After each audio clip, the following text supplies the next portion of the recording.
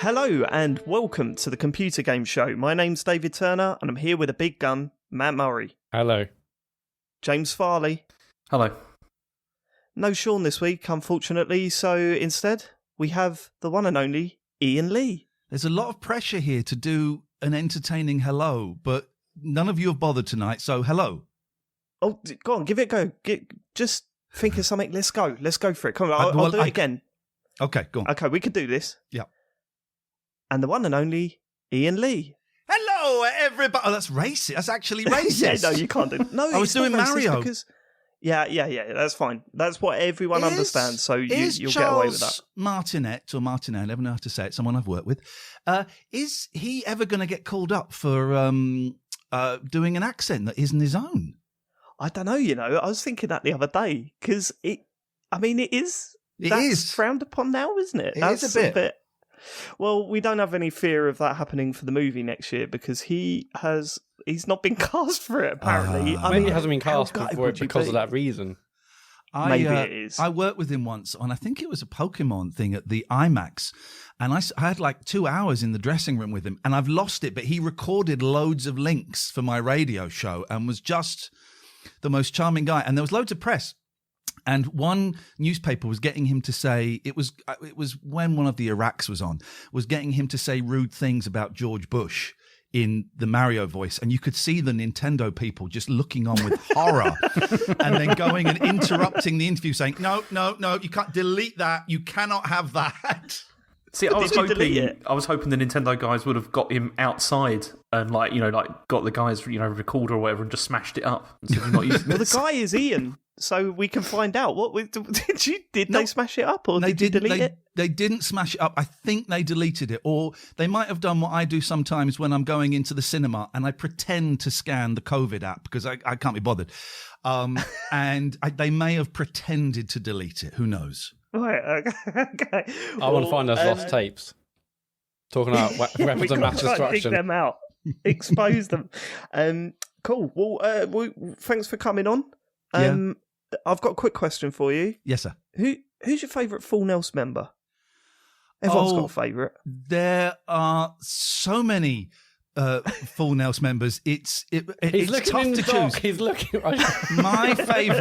My favourite is I want to say happy birthday to Sam from Bitchin' Sync. I know it's his birthday at some point in this month, so that's my favourite. Wow, he's really going above and beyond. This is great.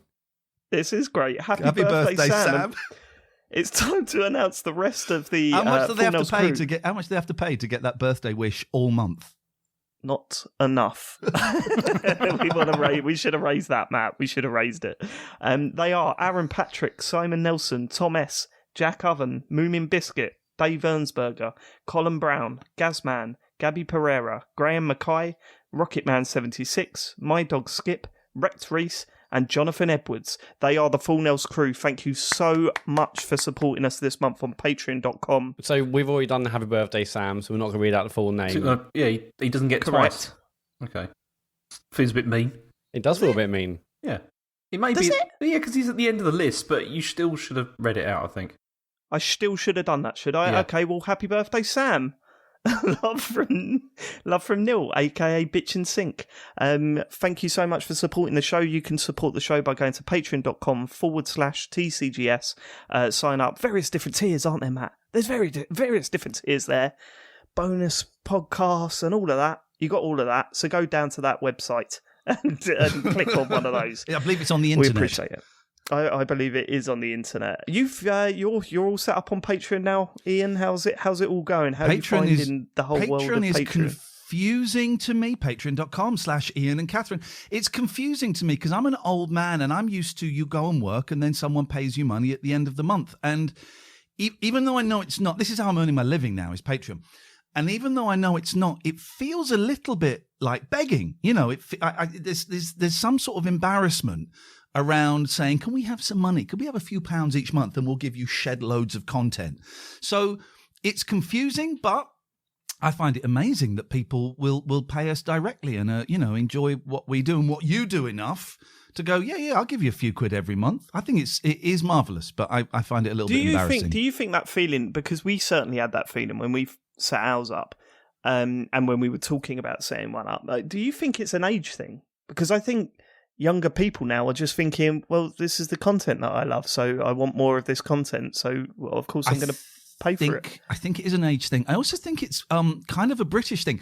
We went to America, to New York, to do the radio show there a couple of years ago, and we met loads of podcasters who were kind of the same age. But, you know, American podcasts are very much, they'll start off going, we got the show, but before we do that, we really want to thank our sponsor, you know, I don't know, Blue Cars. And Blue Cars are great. And if you go to this website, you get... And they really go for the selling without any embarrassment whatsoever. And I found that quite inspiring. Here it's like, well, we have a sponsor and we think they're great, but if you don't have to, but if you want to. So I think it might be a cultural thing as well as the age thing. Well, I mean, I have got to say, the amount of stuff you put out there on your Patreon. You did a show this weekend, just off the cuff, where you listen to a bunch of radio clips and just explain why you love them. Yeah. It's stuff like that. So definitely go and check that Patreon out as well. And I'm an award-winning maverick, and I saved a guy's life. What more do you want? You know, come on. Exactly. And also check out what's the Twitch channel? Twitch.tv. You do free shows there. /TLNA. That stands for the Late Night Alternative, which is the show that we do, but it's kind of on different days and different times of the day. TLNA. And come and just click a follow. A follow's free, and it's really, really helpful, as you guys know. Even just following, helps everybody raise their profiles a little bit. I love your Twitch. I love watching you guys argue over games. What was the game I was watching? Where you were helping each other as spies, but Operation Tango. Oh my god, that was the most frustrating watch I've ever seen in my life. You should try playing it. It was a nightmare trying to play that game. James, you had me as a co-op partner, mate. I had you. Who do you think was more frustrated? Moaning all the time because you couldn't see. I couldn't see what you could see. It was a whole thing, and it was. I was moaning because you couldn't see what I could see. Is it? Yeah. That was the moan, was it? It was. It had nothing to do with the fact that there was a solution of the puzzle on your screen, and you just didn't notice it until about half an hour into it. Is that not what the problem was? That happened to both of us on numerous occasions, but obviously you only draw attention to when you do it. I mean, you can watch those streams again on youtube.com and come to your own conclusions, but I know which way it went. Can I just check, is my reverb okay? Because I know you have issues with it. I'm just in a big empty room. Is that okay? Have you put any flat pack together? I've put 4 egg cartons on the wall and some peanut dust. Is this helping? Yeah, I'm sure it sounds fine. Okay, it'll come out in the edit. Excellent. Right. Should we go to the feedback, Matt? Sorry to interrupt. Before we do the feedback, I have been making notes. I genuinely have been making notes about stuff that you guys have said. All so right. can I just do some of my notes? Because you haven't been on for the first 268 episodes, you've got some notes. Okay. I've listened. Now, in episode 3, I have got some notes, but before I do the notes, there's something I would like to say. I just want to, if I do this now, it makes it easier for you guys next week when you can just play this. So I've got this. Dear presenters and listeners of the Computer Game Show, I would like to apologise profusely for my behaviour in last week's episode of TCGS. I was rude about a game that I know many of you love. This was mean, and although I dislike the game, phrases such as, it was fucking shit, and anyone who likes this is a knob were uncalled for. I was also unpleasant toward David Turners, one of the hosts. I know he's the least popular presenter on the show, but my tone and language went above and beyond what I think is acceptable. So sorry, Turnip, for that. I hope we can put this behind us and I can be invited on the show again. Iain Lee. You just click that and play that next week because there's going to be loads of complaints. We know that. There always is. You going to save that, Matt? No. What do you mean, no? Well, I might just say that bit of audio. I don't need to. I'll just edit it. You got to save it and then edit into next week's show. Did you not understand the concept of what was going on there? Yes, vaguely. I'll save it and I'll play every 5 minutes. It'll just help when you get feedback. Now, one of the things you talked about last week was being scared of talking to dads. Yes, that's right. Was that this podcast or was this another one? It was this podcast. I fucking hate it, right? And when my kids started going to school, there were lots of there was a mum's group and there was a dad's group, and I was in the emails and they're all like, let's go out for a curry. Come round and watch the match. Let's all go out to the pub. And I kept going, I can't make it. I can't make it. And then one day I just sucked it up and I replied going, look, guys, I just don't think this is going to work. I don't really like football. I don't drink, and I'm not really into curry. So I guess it's probably best if you don't invite me out anymore. And since then, they've never spoken to me. Not even in not even outside this. I might get a, all right, Ian, but that is it. They won't even speak to me. It's either the greatest achievement of my life or the worst. I don't That's quite quite know. impressive. I think that's Which? fantastic. That's amazing. I'd be well happy with that. Yeah, like no more small talk. Yeah. No more small talk. And I never had to go. Imagine, why would you want to go out with dads? But I get the thing of looking at other dads and thinking, oh man, I wish I could do that. I feel like I missed the day at school where they taught you how to do small talk with people. And so I was empathizing a lot last week with the whole looking at dads and not being able to talk to them. Well, I had a situation like that with there was a guy that's just started a new kid to Harry's Little League team, and the dad arrived and he was just ultra enthusiastic, and Joe was like, I can't really talk to him because he talks too much, and or whatever. And I just latched onto him. I was like, brilliant. I love people like that. I love people like that, or really, really grumpy people that moan about everything. It's like either end of the spectrum. I cannot deal with small talk people. No. I'm with you on that one. I can't deal with so what you got planned the weekend? You don't care. Oh, I'm doing a podcast. I'm not going to talk to you about that. But Matt, what I was saying is, don't worry about it, man. If you don't want to talk to him, you don't have to. It's cool. It was more just looking at, it's more looking at other dads thinking, I wish I was like a real bloody dad instead of me worrying about what my car I want to buy. You are a real bloody dad, I heard you talking mate. about your kids last week. You are a real bloody dad. Yeah, come on, man. Dads can be pussies too, right? Come on, guys. That's a good point, actually, yeah. I mean, nailed. Another thing you talked about was tattoos, right? Now, I've never wanted tattoos, but I've really wanted to get a piercing. And for a long time, quite recently, I was thinking of getting my nipples pierced, and this isn't even a joke. Okay, but I thought it would be kind of cool, and then I showed my nipples to a friend, right? Okay, and she went, "Those are the tiniest nipples I've ever seen in my life." I was nipple shamed. And I've since shown them to a few other people and said, have a look at this. What do you reckon? And they've gone, bloody hell, that's really small. So I probably won't get them pierced because I don't think you could get a needle through my nipples. There's not enough to work with there. That would be pretty bad. I mean, that sounds like a challenge. If any piercists are listening, I think that would be a great stream, Ian. Yeah, maybe it's a challenge.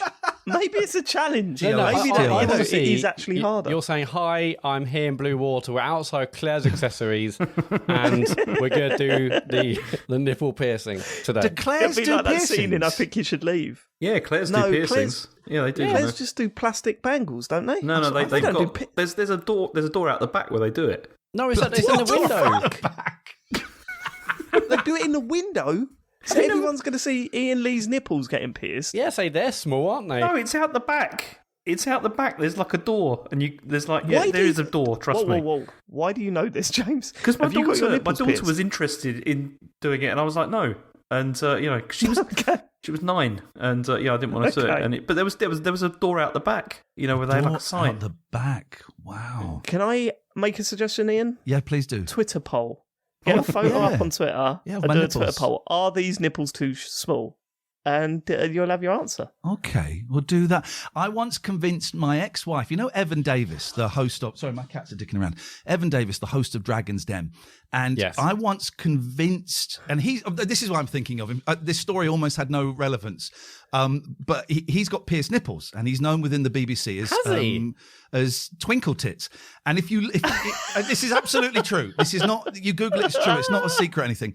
And if you look on Dragon's Den, sometimes you can see them.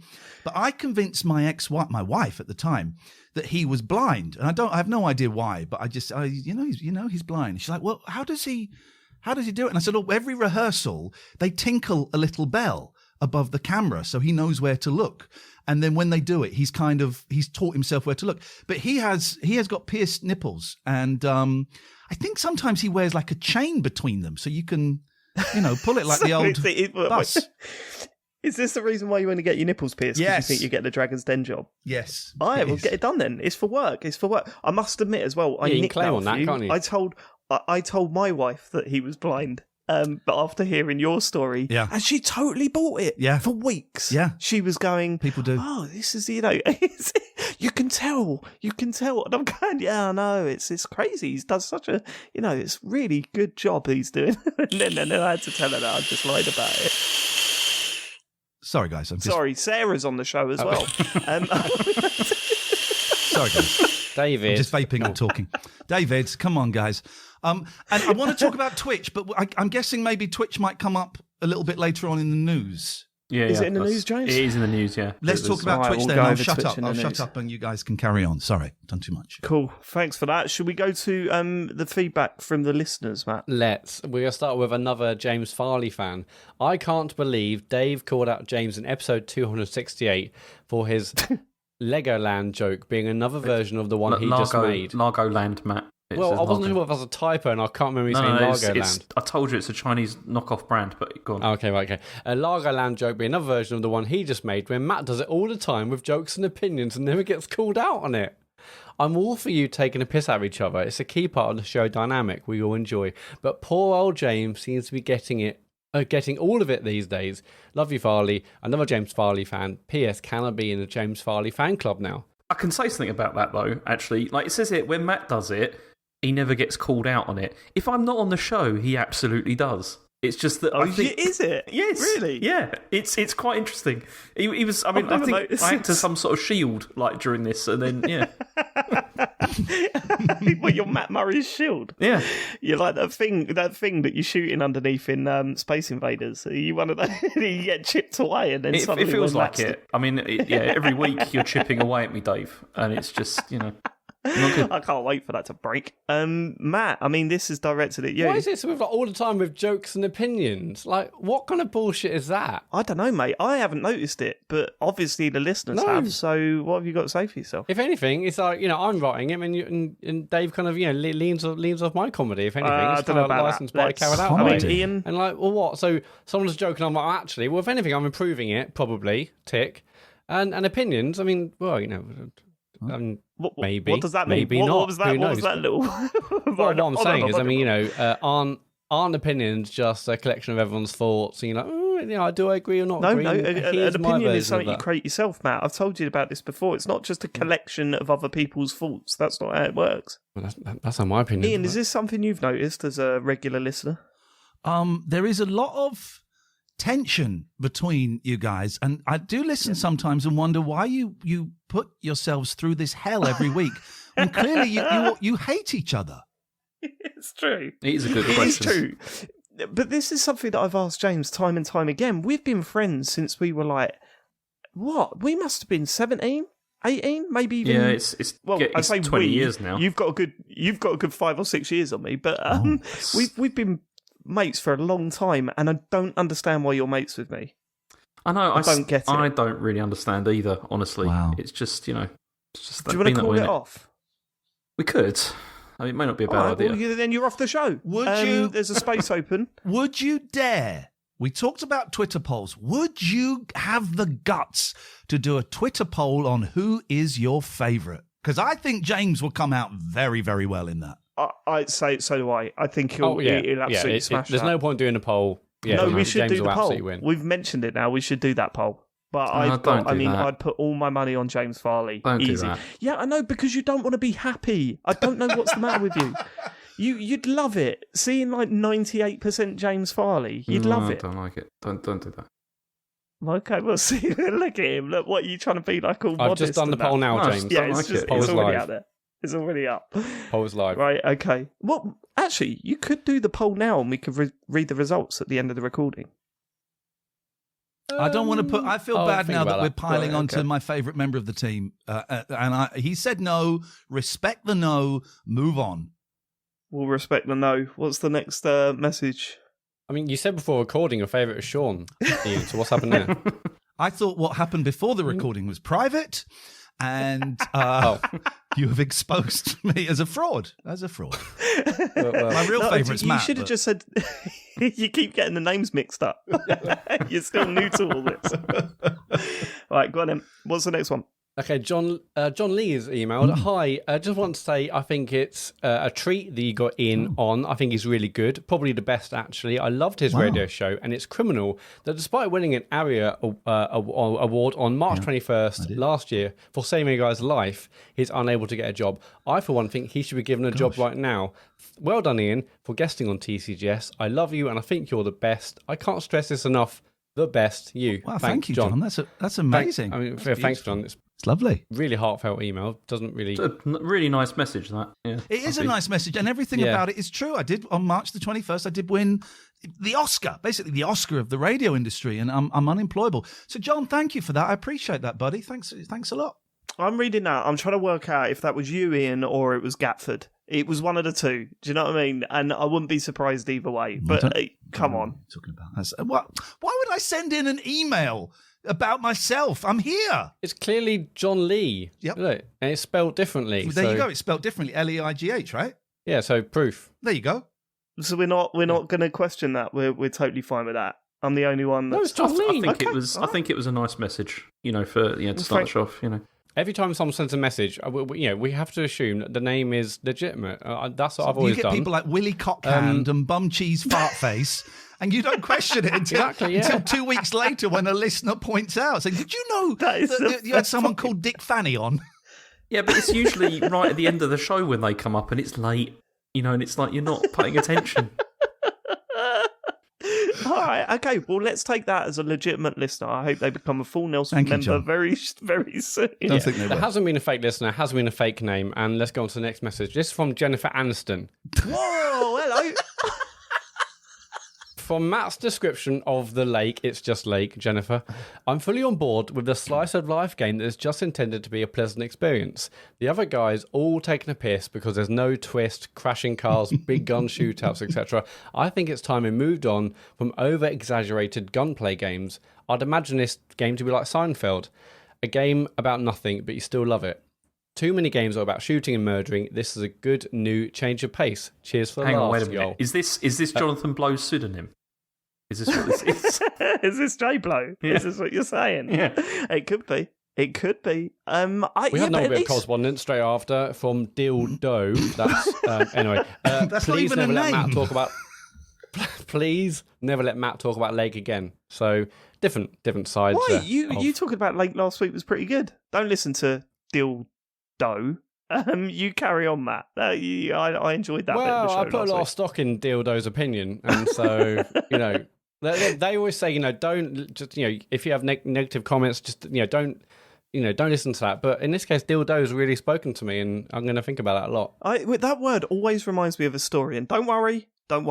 We when I was at school, we managed to get an FM license for a couple of weeks, right? And one of the kids got tricked into calling himself DJ Dildo by one of the older kids. So when he did his radio show on FM radio, he opened it up with, "Hi everyone, this is DJ Dildo," and I was in the area where it was happening, and we all looked at the thing and went, "Oh my god, he actually said it." The teacher came belting down the hall, opening the doors, and then sort of he cut his feed off and sort of dragged him out. But then, so he did all that. But knowing what I know now, you can say dildo on the radio, right? Not on school radio, you can't. Yeah, but it's school radio. That doesn't make a difference, does it? It doesn't matter. I would suggest it does. It's you're. Well, right, okay. Maybe I was. Yeah, it is off. Maybe I was a bit harsh on Mr. Peckett, but at the time I thought it's not even that rude. It's just a bit silly. Anyway, good luck, DJ Dildo. Dildos are quite rude. You know what they are, don't you? No, actually. Explain to him later, Ian. Explain to him later. Okay, all right, Google it. Yeah, we'll be all day otherwise. Go on, you read the next one. I'll Google it. Yeah, okay, Barry Lee. This is, what's lovely about our show is it's quite a family atmosphere. Oh my We've got God, Barry that's Lee. what they are. Oh, Jesus Christ. Yeah. Okay. I'll just go to Amazon now. Go on, do we need 5 minutes? Yeah, no, carry on. We've actually got an email from Barry Lee, who is the brother of John Lee, who emailed previously. Hi, just contacting you to say hi and how much I love the computer game show radio program thing that you do, apart from David Turner's, who is annoying. Okay. Again, I can take that. It is also great to see such big talent such as Iain Lee give up his time to support your project. I think it's great that a man who is an award-winning broadcaster, rightfully proud of his areolas, which I think some people weirdly refer to as the Sony That's Awards, weird, because we just heard that they're very small. So it's... that is. I didn't send this. That's... Well, you didn't send the other one, so it's a bit of a weird thing for you to say that, Ian, to be honest with you. What I meant to say was I didn't send either of these. Beginning to rethink this. Good. Go on. I mean, it's clearly Barry. Anyway, who won Nation's Hearts and I'm a Celebrity, and they're appearing on the show. I will certainly be listening in, and perhaps, if you're lucky, Ian might show you his areolas when you're recording. Wishing you every continued success with the show, apart from David Turner's, who is annoying, which I'm sure will now go from strength to strength with the appearance of Ian. P.S. I haven't been able to get hold of Ian, but could you please ask him to pay me by bank transfer instead of a cheque when you speak to him, please? Regards, Craig. I'm sorry, Barry Lee from Barrychester. Again, lovely email. Really kind of heartfelt email. A bit suspicious about the pay-in and the Craig and everything. A little bit suspicious there. But, it's probably unrelated. Apparently, we're just taking it at face value these days. So let's just say another. He wrote a name and then corrected himself. Do you remember when you were at school and you'd have to write like pirate's log, and you'd have to do a diary of being a pirate, and then at the end it would all. I don't know if you didn't do this. The last page would be, "I'm not feeling very well today. I think I'm dying," and then the pen would go down the page as you died. Anyone else do that? Yeah, I think I'm dying. Yeah, did that. But then that just makes me.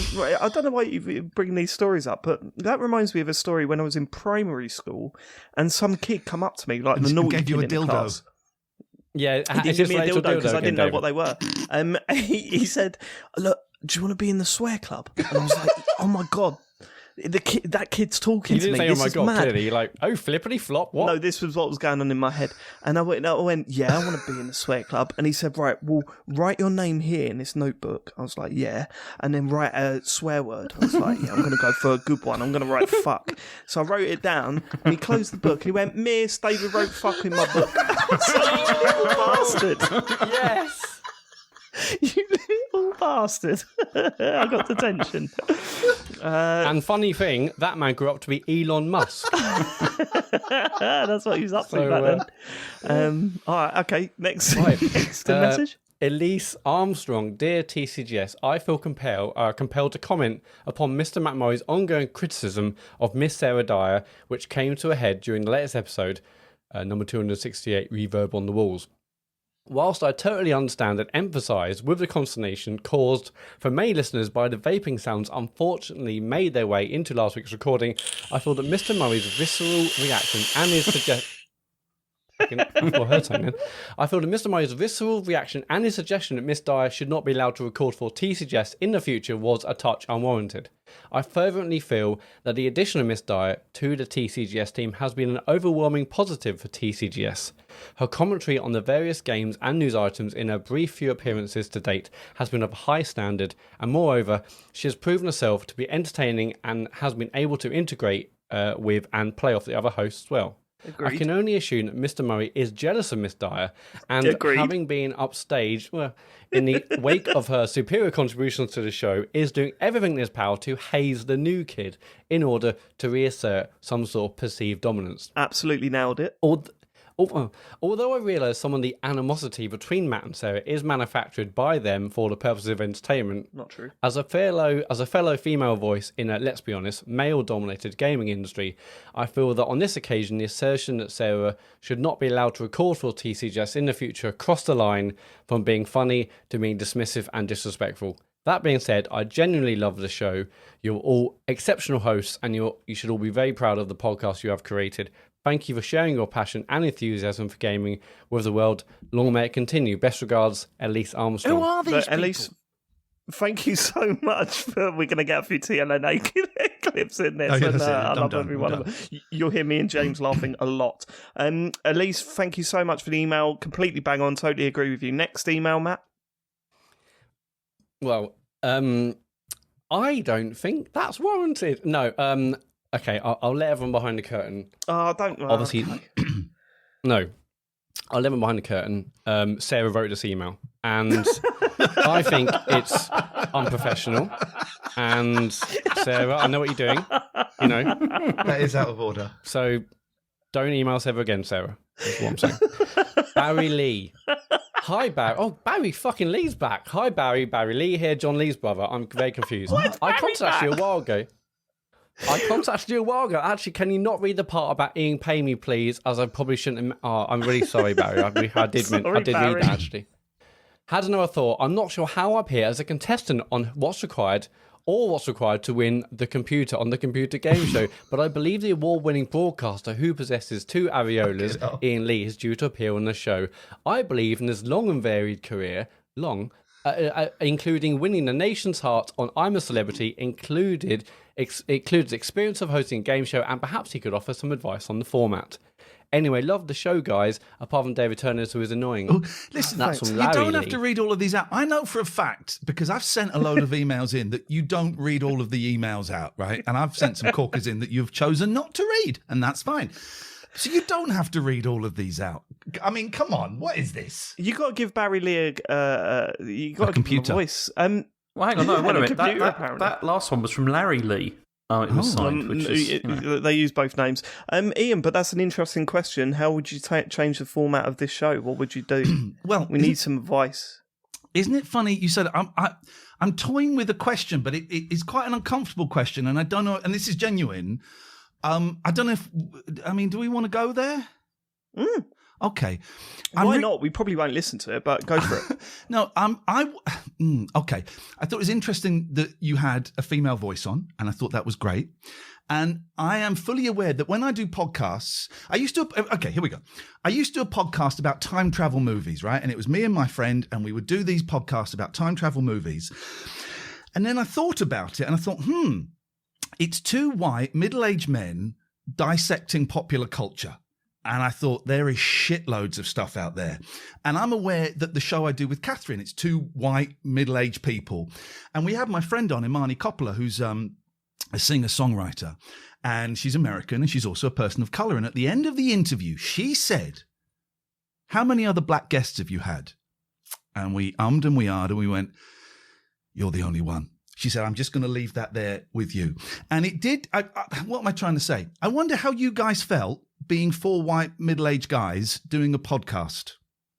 I hope that doesn't sound like an ambush. I'm not trying to ambush you. No, don't be, no, not at all. And it's an important point to make. And we've spoken about it on the podcast in the past, but it is something that we've spoken about between us a lot. And it was even something we were talking about when we were starting it up. But at the same time, at that point, we were looking at what our audience was going to be, and it didn't seem like we were. It was a way of us for talking, basically, rather than anything more than that, or working on something together. And it's something that I think we do have to address, especially when we're getting guests on. For sure, it's come up a lot in our chats. There's been approaches that have been rejected, which I'm not surprised about, because if you listen to the show, it is an aggressive show. It's a shit show. Yeah. And you can tell that there's a lot of, raised arguments and all that sort of stuff. And some people don't want to get involved with that. And, you fully respect that. But we can do better. And it's something that we're working on for sure. We hear the voices and we hear the emails that have come in that we've read out on the show and discussed privately, and we all know that we could do better at getting a more varied cast on the show, or if you want to call it that. And also, I also don't think these things should be manufactured. It's like, oh my God, we need a black woman. I don't think it should be manufactured. I think it should come organically. And hey, you're 4 white middle-aged guys that know each other, so of course you're going to do a show together. So it's not in any way a criticism. I'm aware I'm guilty of it. If guilty is the right word, I don't know. I just think it's really, really interesting. And having Imani on say that to me really made me consider what I put out and how I work and stuff like that. And I just thought it was interesting that that you invited me, another white middle-aged guy, on, and I'm thrilled to come on, And And I hope that feels like I've ambushed you a little bit, and that's not my intention at all. It's just something that I'm trying to kick around in my head and come to terms with myself. I think we're in the same situation. We had an email, about 3 months ago, I think it was, directly addressing this.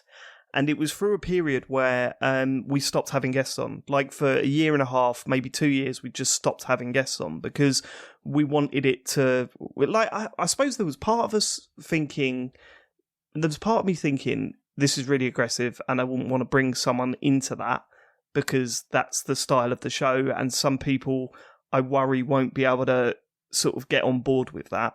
And part of it because we were just happy plodding along doing what we were doing. We never saw this as a sort of an opportunity to amplify voices at all. Like it was, we'd always had that sort of small show mentality. We'll do what we want. You know, we're not trying to get numbers or any of that stuff.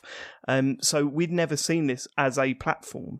But the more emails we got about how we are a platform and we have the opportunity to use it, it sort of opened it up a little bit more. And I think if we're guilty of one thing, it's having a little bit more confidence to approach people outside of the people we know. That's definitely one thing. Yeah. And another thing is, recognizing that what we've created here is actually a platform now and that we can use it. So it's something we're talking about for sure. As an outsider, I can say that you do have a platform and it's quite an important one, because all of the stuff, the horrific, sexual and bullying things that you've reported in the gaming industry, I didn't know a lot of it. I had a vague understanding, but I hadn't really followed the stories. And so you have taught me a lot about the horrific things that are behind a lot of the games that I love, and that is important and that is useful. And you do have a platform, and I think you guys can make a difference. I think you do make a difference. I think you're right. And it's just a continuing conversation that we need to have, for sure. Everything Dave says is correct, but we are massively aware of it, and it's something we're definitely striving to improve upon for sure. I really hope that doesn't feel like an ambush or a criticism. It's an observation from a friend, from someone who is also observing this stuff about himself and the work that I put out. So, No, it's absolutely fine. We're that's all it. massively aware of it. Sometimes people need to hear it. It's how people react to it that makes the difference. This isn't a situation where we're going, fucking hell, that's out of order what he did. It's, we need to be told that every now and then to sort of push that conversation on further. Because I think as for people that do this in their spare time, I think we can be a little bit lethargic with stuff, and it's just, even when it comes to emailing various different companies asking for code and stuff like that, we can be a little bit tied up with other things, but we need to recognise how much of an important difference that we can make and address it. We'll get on to the next bit of feedback. It's actually from Gatford. Well, is it question or is it feedback? Gatford. Ian did say you don't have to read them all out. And you don't have to read them all out. I would suggest get on with your show. We'll move on to the next one. No, great to hear you have a proper gamer Iain Lee on the show. How will you four cope with being in the presence of greatness, especially David and his balls issue? I regret giving the link to post messages to you guys out and saying spam them. I really regret saying that now. That was bad form. It's backfired. Bad form on my part. Is Gatford the file nail in the coffin? Is that where you draw the line? Yes, it is. Read the things about your fucking he show. was the first one to message us. We're going to end with we're not even going to answer that question. We're going to end with Barry from Cornwall. Hi all, had to get in touch due to your constant claims on the show that the PS5 has nothing to play on it. This gets said almost every week and was especially prevalent during your Sony showcase talks over. The PS5 has had plenty of games released since its launch, including first party, third party and indie. Even taking COVID into account, it's what I'd expect from a console's first year. This constant accusation seems even more odd when you take into account that your preferred console has only released one first-party game so far. I'm not trying to build console wars here, just wanted to point out that this can be annoying. I get what Sean was saying about nothing so far tempting him into getting a PS5, but I'll say it's the same for me with the Xbox. They're not free games, they're £11 a month, talking about Game Pass, and I've been pretty underwhelmed with their showing so far. For me, the answer is paying neither £70 nor £11 a month for games. It's just getting out of the habit of buying games day one. I've caught up with loads of PS5 games up reduced prices now. I know there will always be the odd game you can't resist, just the superb Returnal for me. But on the whole, I've had a constant stream of games to play this last year. Yeah, That's I mean, Barry from Barry's got Cornwall. a point, and it's everything that I aspire to, but I haven't got the strength to do. I'm totally with you. You know, saving up a bunch of games to buy at a cheaper price later down the line is just it seems like the dream, but I haven't got it in me to do it because I don't want to. Also, make the podcast pretty wank. If you're well, we are talking about Resistance: Fall of Man this week. A great PS3 launch title. It would. Finally got it for £1. But at the same time, even if I was out of it, I'd still be like, I need to be there day one. You know, it's being part of the conversation and everything, and that's pathetic. Like, it really is. But I've not been able to break away from that at all. I mean, you say it's pathetic, and, you know, I guess, like, you know, financially, you should think, well, you know, obviously, wait a week or two and it's cheaper. But, you know, that's, for me, it's half the fun, like being part of the conversation and the excitement of everyone learning a game, getting on day one and learning it and talking about it and saying, oh, have you seen that? Oh, I haven't seen that. I've done that. And that, for me, is half the fun for me. It's not just playing the game. It's actually being part of that conversation. FIFA 17 is 25 pence in sex, so... You know, that's a lot. That's a good point. Well, and yeah, it's got Wayne discount. Rooney. Maybe talk about that next week. Classic. And he's not Good a manager. So, yeah, maybe I do that. But there's a new FIFA out in a few weeks. Maybe I avoid that and then go back to the glory days of Road to the World Cup 98. yeah. That's a stream. Right, are we done? The whole, like, PS5 has no games. I mean, I would say it's had loads of good games. But It's just, this isn't the point. It's not that it's got no games. It's because there's no games coming, like, in the near future. Like, there's nothing. I mean, there's Deathloop, like, this week, and then that's it. What is there for Christmas? Is that COVID? Yeah, we don't know that. Is that COVID? I mean, you mentioned this the other week. I don't think it's helped. It's nearly a year since the PS5 launch, and I've never known a console launch like the PS5 and the Xbox, where a year later you still can't get them. You know, I bought mine before Christmas last year. Someone was selling it. They weren't selling it for that much more than it cost, and I got it. But a year later, people still can't get consoles. There's still those rushes on Twitter. Game has got some. Argos has got some. It's the most, and obviously, you know, COVID has slowed down the release of the consoles. It's the bizarrest launch of a new gen console I've ever seen in my life. And I just wondered if the games was kind of linked to COVID and things like that. Yeah, there's part of that, but there's also the shortage on the chip chips shortages that go inside them. And that's mainly driven by this cryptocurrency boom at the moment. People are using them to mine cryptocurrency. So that's where the money is.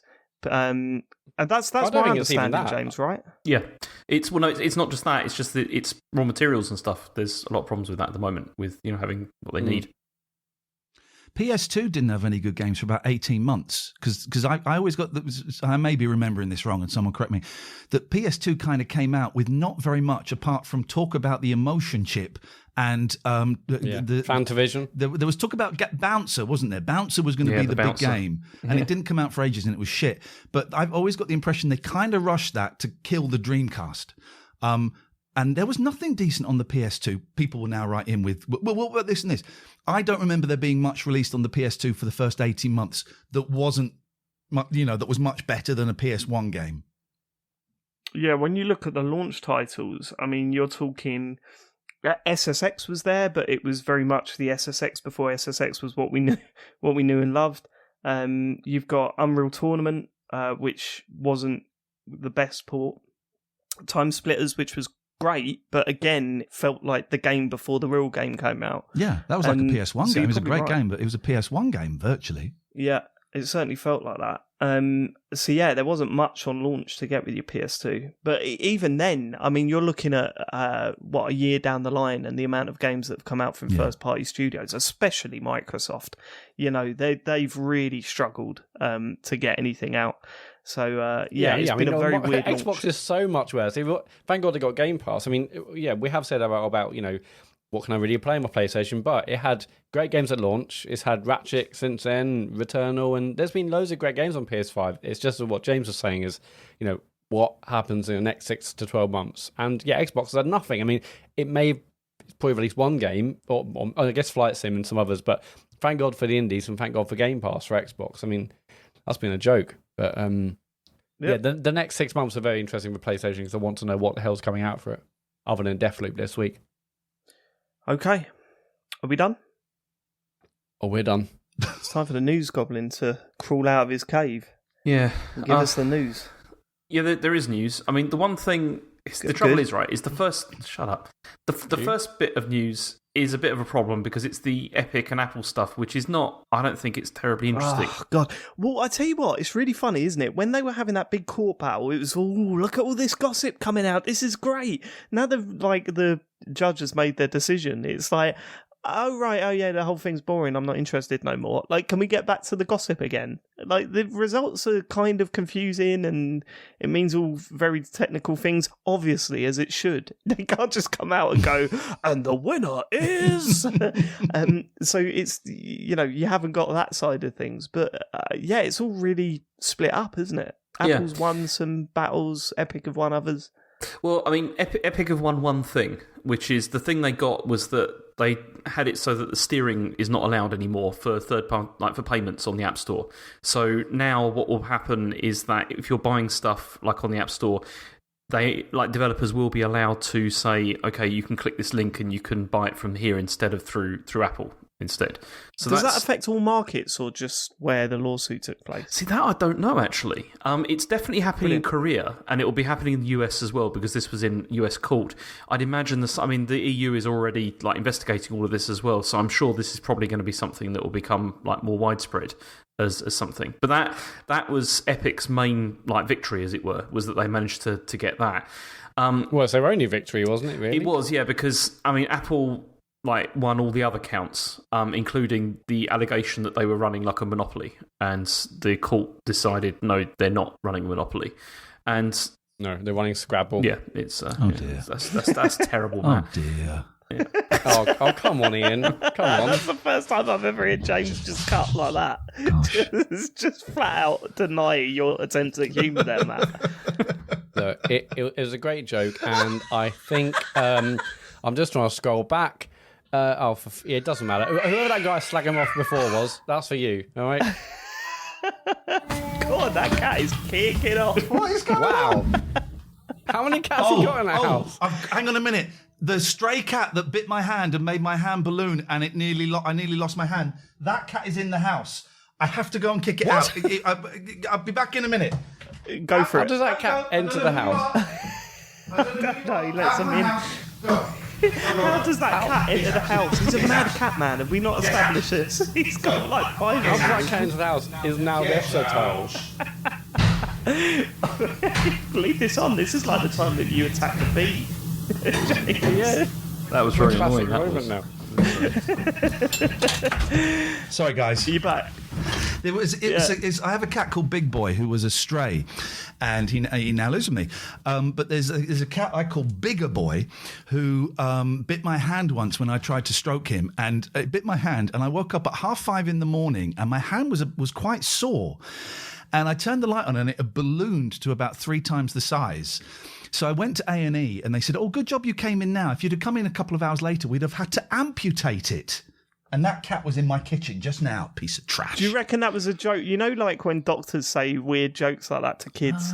We're going to have to cut it off. Do you reckon it was one of those, though, Ian, or was it serious? I think it was... Well, I think if it was a joke, it was a fucking out-of-order joke to make. It's a terrible joke. Laughter's the best medicine. Laughter's the best medicine. It wasn't actually in this case. It was antibiotics. But yes, It's okay, well, whatever. Okay. So sorry about the disturbance. You'd never be a doctor, Matt. No, I'm not qualified for a kickoff. Who cares? Antibiotics, medicine, just take something. So... Let's just get. So the story was you got bitten by a cat and your hand almost fell off. I mean, That sounds very much like the start of Spider-Man. Ian, have you got any new skills? Yeah, I can lick my own arsehole. So okay, it's worked out nicely, and I dig a hole in the garden to shit in. Sorry, where were we, James? I don't know. You're talking about fucking Apple versus Epic. Right, let's scroll through this. So we'll get through this quick because what we'll do is I'll just read the quotes. Oh my God. So, He's reading the quotes. They're really short. So Tim Sweeney. Why is this the one quote you don't ask if we want to hear? Why is it because this one? This is the best way to sum this up, because Okay. you get the whole thing. Anyway, Tim Sweeney said, today's ruling isn't a win for developers or for consumers. Epic is fighting for fair competition among in-app payment methods and app stores for 1 billion consumers. And Apple responded by saying, Apple faces rigorous competition in every segment in which we do business, and we believe customers and developers choose us because our products and services are the best in the world. We remain committed to ensuring the App Store is a safe and trusted marketplace. So basically, it's quite funny, the whole thing, because like Apple won most of the stuff, Epic won something, but then also it seems that Fortnite's probably Why is not. that funny? Well, no, because Epic still can't put Fortnite on the iPhone. They're still not going to be able to do that. Oh right, yeah, for this. you're right. That's hilarious. Go Yeah, on. well, obviously not for people that want to play Fortnite on their iPhone, but it's, Yeah, no, they're fuming. yeah. Yeah, they are livid. Okay, do you want me to move on then? Because that's Please. okay. So Twitch is suing some users over hate raids. We talked about this. Did we talk about this last week? I think we did. Yes, you did. Yeah, last couple of weeks, yeah. So they filed a lawsuit against some people who are apparently behind these raids. According to Wired, it alleges that there was these two users, one called Cruise Control and the other one called... I wish I'd read this before I read this. That doesn't make any sense. I wish I'd read... No, it doesn't. I wish I'd read the name before. Anyway, it's Creatine Overdose, I think it is. Okay. Maybe. Yep. They were apparently responsible, and they said that apparently Cruise Control was responsible for nearly 3,000 bot accounts, and then the other guy was, or whoever it was, I don't know, was talking about using bots and showing others how they operate and stuff. But then it's okay, because the company said in the suit, so Twitch said that they have zero tolerance for hateful conduct, and Bullshit. that they value the diversity of its community. Bullshit. I don't agree with that. Ian, you wanted to comment on this? I'm in a unique position. I got paid by Twitch for a year. When I lost my job at Talk Radio, very strange series of events. Jeremy Vine tweeted, I hope you get a job soon. Twitch saw that and they came to me and said, would you like to do a show on here, 60 hours a month, and we will pay you X amount of money. It was enough money that I could split it with my friend Catherine. And we did it, and it was weird. We were getting like huge viewing figures, like 5,000 viewing figures. And then it was explained to us, those figures aren't real. And if you're on the front page and someone is on the front page and you're on the front page, someone's looking at the front page and you're on there, that counts as a view. So we were getting these figures that were wildly exaggerated. And it was a very strange setup. And so I didn't really look at the percentage split of what Twitch take and what the performer, the streamer, takes. And it was only when we came towards the end and we were going to have to stand on our own 2 feet at the end of our contract that I realized they take 50% of what the artist, the performer, the musician, the comedian, the game streamer, whatever it is that they do, they take 50%, which is an outrageous amount of money to take. And it's particularly outrageous when they can't keep the streamers safe. Now, again, I'm a white middle-aged guy, so I kind of get some abuse, but I don't get that much. And I was sat next to my friend Catherine, who is a woman, and I would see the abuse that she was getting in the chat. She was a slag, she was ugly, she was fat, all of this stuff, right? And I'm seeing it for not quite the first time, but I'm seeing it directly instead of her showing it to me. And it's incredible that people come in and are able to do that. And I have since seen other streamers, trans streamers and streamers of color, and fucking hell, man, the shit that they get. Hey, listen, if someone comes in and does a giant penis made out of punctuation, you have to respect that. That's art.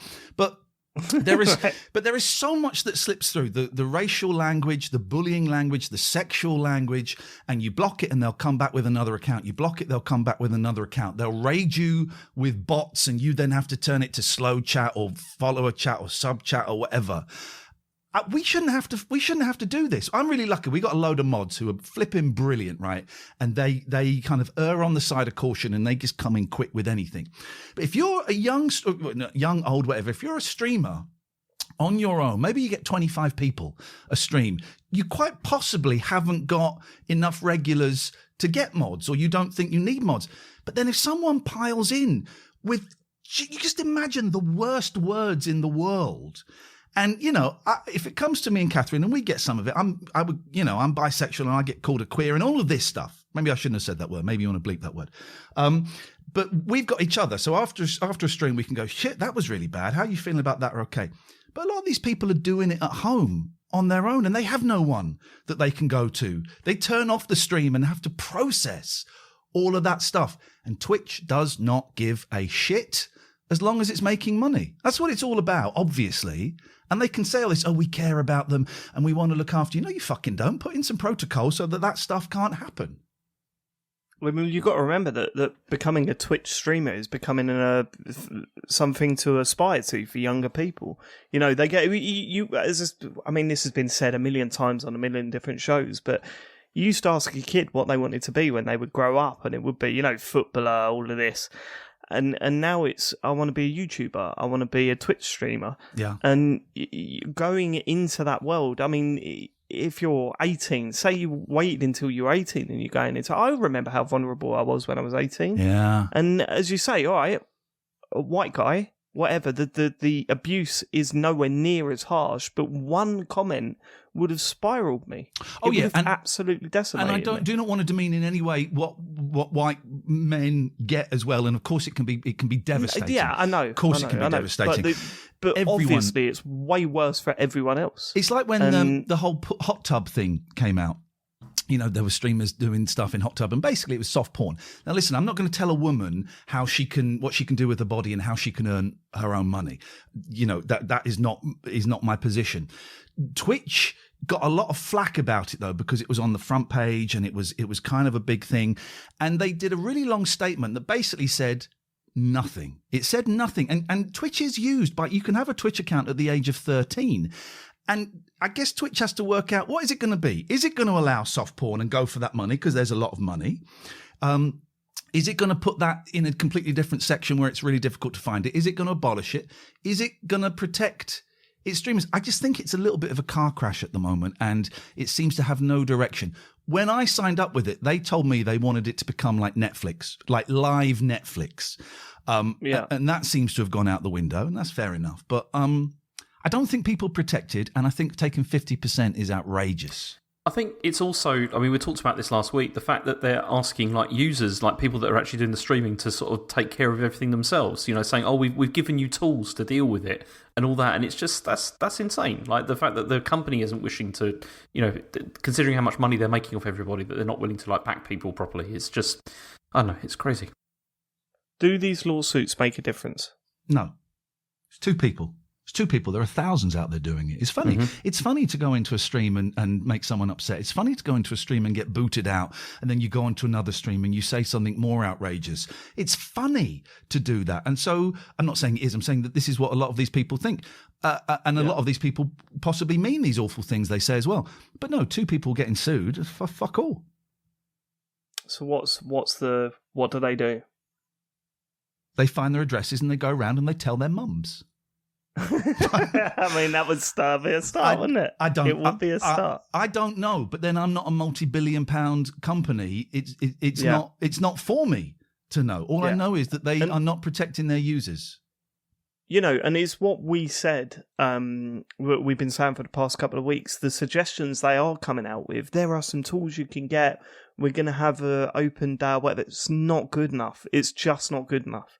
They need to find a solution, and at the very least, they need to take some responsibility, because that's what's missing here. It's not just we need to come up with a solution, because what's the solution? As you say, we're not working in that industry. We don't know enough about it. We don't know how hard the solution is to fix this problem. But what we do know is that the messaging they're putting across just isn't good enough. They can't be coming out and saying, well, you can do this, you can do that, but then still having rules in place that put the onus of the chat on the streamer. It's just fucked up. That is just wrong. That's a wrong attitude to have. And if you're not coming out and addressing it head on and saying, we are working to try and stop this happening, this is not what we were, you know, it's something that shows that you actually give a shit is a start at the very least, and it's the easiest start you can make, and you're not making that start. That's what's frustrating, I think. Just as someone that uses that service, that's what pisses me off. It's like, what the fuck are you doing then? I don't know. It's not a complicated one. Twitch needs to show some drive here, and there's a lot of users out there crying for help, and they're feeling ignored right now. Yeah, Twitch definitely needs to do stuff. I mean, other networks like Twitter needs to do stuff. They all need to start really fixing stuff until it really starts affecting their bottom line. Like they can say, "Oh, we've got tools, we've got this and the other," but it's just nothing until it properly starts affecting them. But it's their responsibility to protect the users. It's not our responsibility to make sure we protect our channels. They need to protect us. They're all a bit shit. And hopefully someone over there is doing something or is working on something that can protect the users rather than it all being put on us. Sorry, Matt, I interrupted there, but all of the servers are a bit shit. There's a video on YouTube claiming that I'm a white supremacist and I spend all of our Patreon money on cocaine. I reported it and it's still up there. It's still up there. You can go and find it. So they're all a little bit shit. But Twitch, I think, is in terms of the bullying is awful. I also think in terms of respecting the artist and the streamer is terrible. Take 50%. And if you're a partner, you're not allowed... You can only stream on Twitch. You can't stream on Twitch. You can't co-stream, It's not just co-streaming. You can't do a stream on Twitch, then close it and go to YouTube. If you're a partner, you can't. You can only stream on Twitch. So we had to come down from partner to affiliate, which meant that we could start a stream on Twitch, finish it, and then go and do another stream on YouTube. It's crazy. It is. Yeah, bonkers. Okay. There was also a PlayStation showcase last week that we new games. that we talked over, didn't we? I mean, did you see any of this, Ian? No, I didn't see any of it, and it's probably good because I've been talking too much, so I can keep quiet for this bit. No, I mean you've got PS5, right? So yes. you're looking forward to the games that are coming out on it. I don't really like video games. Okay, all right. Thank you, Ian, for joining us this week. We will be back after this break. Let's briefly skim through some of the announcements, shall we? Okay, so they kicked off with the Knights of the Old Republic remake, which is that's the big one, isn't it? That was quite an exciting one, I think, for a lot of people. Yeah. It's PS5 console exclusive, but there's no release date on it yet. But it's also coming to PC. Also, nothing to do with EA, that one. So. Yeah, they've taken that away from EA. Do you know what? I'm really interested to see how they deal with the combat because I'm not a big fan of the turn-based JRPG style stuff, and I know that this wasn't directly that, but it seemed enough of it for me not to be interested. But I'd quite like to play that game. I wouldn't say it wasn't really like JRPG. It was a bit different to that. It was more. How does it work then? Because I thought it was select an enemy, pick an attack, and then maybe you get some sort of control during it. But but there was no very much. You go, then I go. No, there was no turns as such. Although there were turns, but it wasn't like you select all your options and then do it. It was like everything was all going on at the same time. If you see what I mean. Oh right, I see. But still, wouldn't it be better if it was just an action game? Maybe, but then this was like based on like one of those like Dungeons and Dragons rule sets or something like that. So fuck that. Fuck all that. Yeah, okay. fuck all that. They did better things with get rid of that. I don't want any of that. Let's get straight to. I just want to swing a lightsaber about. Let's just get that going. I hope they've changed that. Well, there's plenty of games we can do that. This game was clearly taking a different This one's route. meant to be really good. Like the story's meant to be good, isn't it? Did you play this, Dave, back in the day? No. I can't Blake believe was that. obsessed with it. It was really good. This is like proto Mass Effect. It was brilliant. It was very good. Yeah, but Dave, you got to remember, I hadn't seen a Star Wars film at that point. He didn't know there was a Star War, James. let alone wars. Yeah, multiple. He didn't know there was the first one. He didn't know a light stick, what a light gun, a light sword was. I'm surprised you're questioning this, James, because you were there when I watched my first Star Wars film, and that was like 2 years ago. That is true. What? Yeah, I'd forgotten about that. I completely forgotten about it, yeah. What would you gentlemen say is the best Star Wars game of all time? Oh, this is one of them. James is the best to answer this. This is one of them, because it is very good. I mean, personally, I go with TIE Fighter, but on the PC. But, I don't know. I would say Jedi Trainer on the Atari 2600. That was the... That was probably the only one I played. In fact, actually, are you a Star Wars fan, Ian? I've seen them because I've got children, and controversially, my favourite Star Wars film is the third one. But the third one, what? You're kidding me? The one with the little the bears running around? No. The third one, if you were to watch them canonically. Episode 3. Yes. Revenge of the Sith. The Revenge of the Sith, because I thought that was, apart from the awful CGI, Wow. I thought it was so brutal. And just everyone just... It was brutal. It's the darkest one, isn't it? I love that. Apart from the bit, is that the one where they're fighting on the lava? And that was silly, but I really enjoyed that. That was my favourite. Yeah, not very good. Oh, yeah. Matt, what was your favourite Star Wars film? Game? Probably Connect Star Wars. Okay, yeah, all right. That was called... No, that was called Force Unleashed, wasn't it? Was it that one? That was Connect. Well, maybe, but I'm talking about Connect Star Wars. It was a good. No, it wasn't Force Unleashed. Okay. It was terrible. Anyway, then they showed. All right. Then they showed Project Eve, which looked like Bayonetta on Earth or something. Okay, let's roll through these ones because the early ones were a bit dull. I thought that looked interesting, but next. Okay, Tiny Tina's Wonderlands. It's a Borderlands spin-off. We didn't need to talk about this one. Let's not go through every single one. Let's pick the highlights. We've been over this before. If I don't do this, Matt gets upset.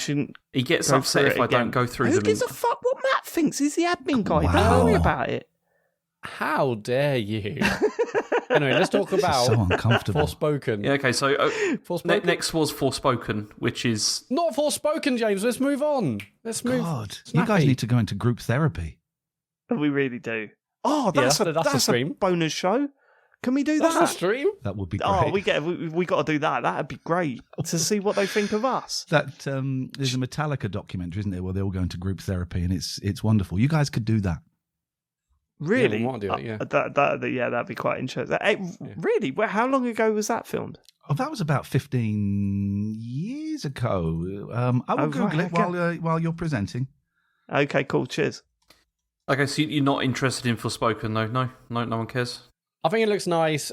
Still haven't seen enough about it, but I like the fact it had that character who seems like from modern day in a fantasy style setting. It looks nice, and I'm interested to see what it's about. Okay, and it's spring next year, so that's something coming reasonably soon. A little bit soon. Metallica, then, some kind of monster. It's on Netflix.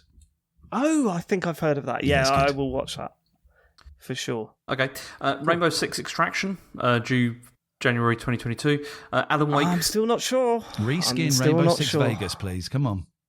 Yeah, for sure. But have you heard of Rainbow Six Extraction? I've heard of it. I saw a trailer for it a while ago. I love Rainbow Six, but I must admit I prefer the old ones. I prefer Vegas and the one before that, which I can't quite remember, but I love those. Oh, what was the one before that? It was Black Arrow. Yeah, Black Arrow and Rainbow Six. There was Lockdown and Black Arrow. Which one was the bad one? Lockdown was terrible. Lockdown was terrible. Yeah. Rainbow Six 3. I'm not a fan of Lockdowns. Yeah, and Black Arrow. Black Arrow was really good. Yeah, we played that a lot.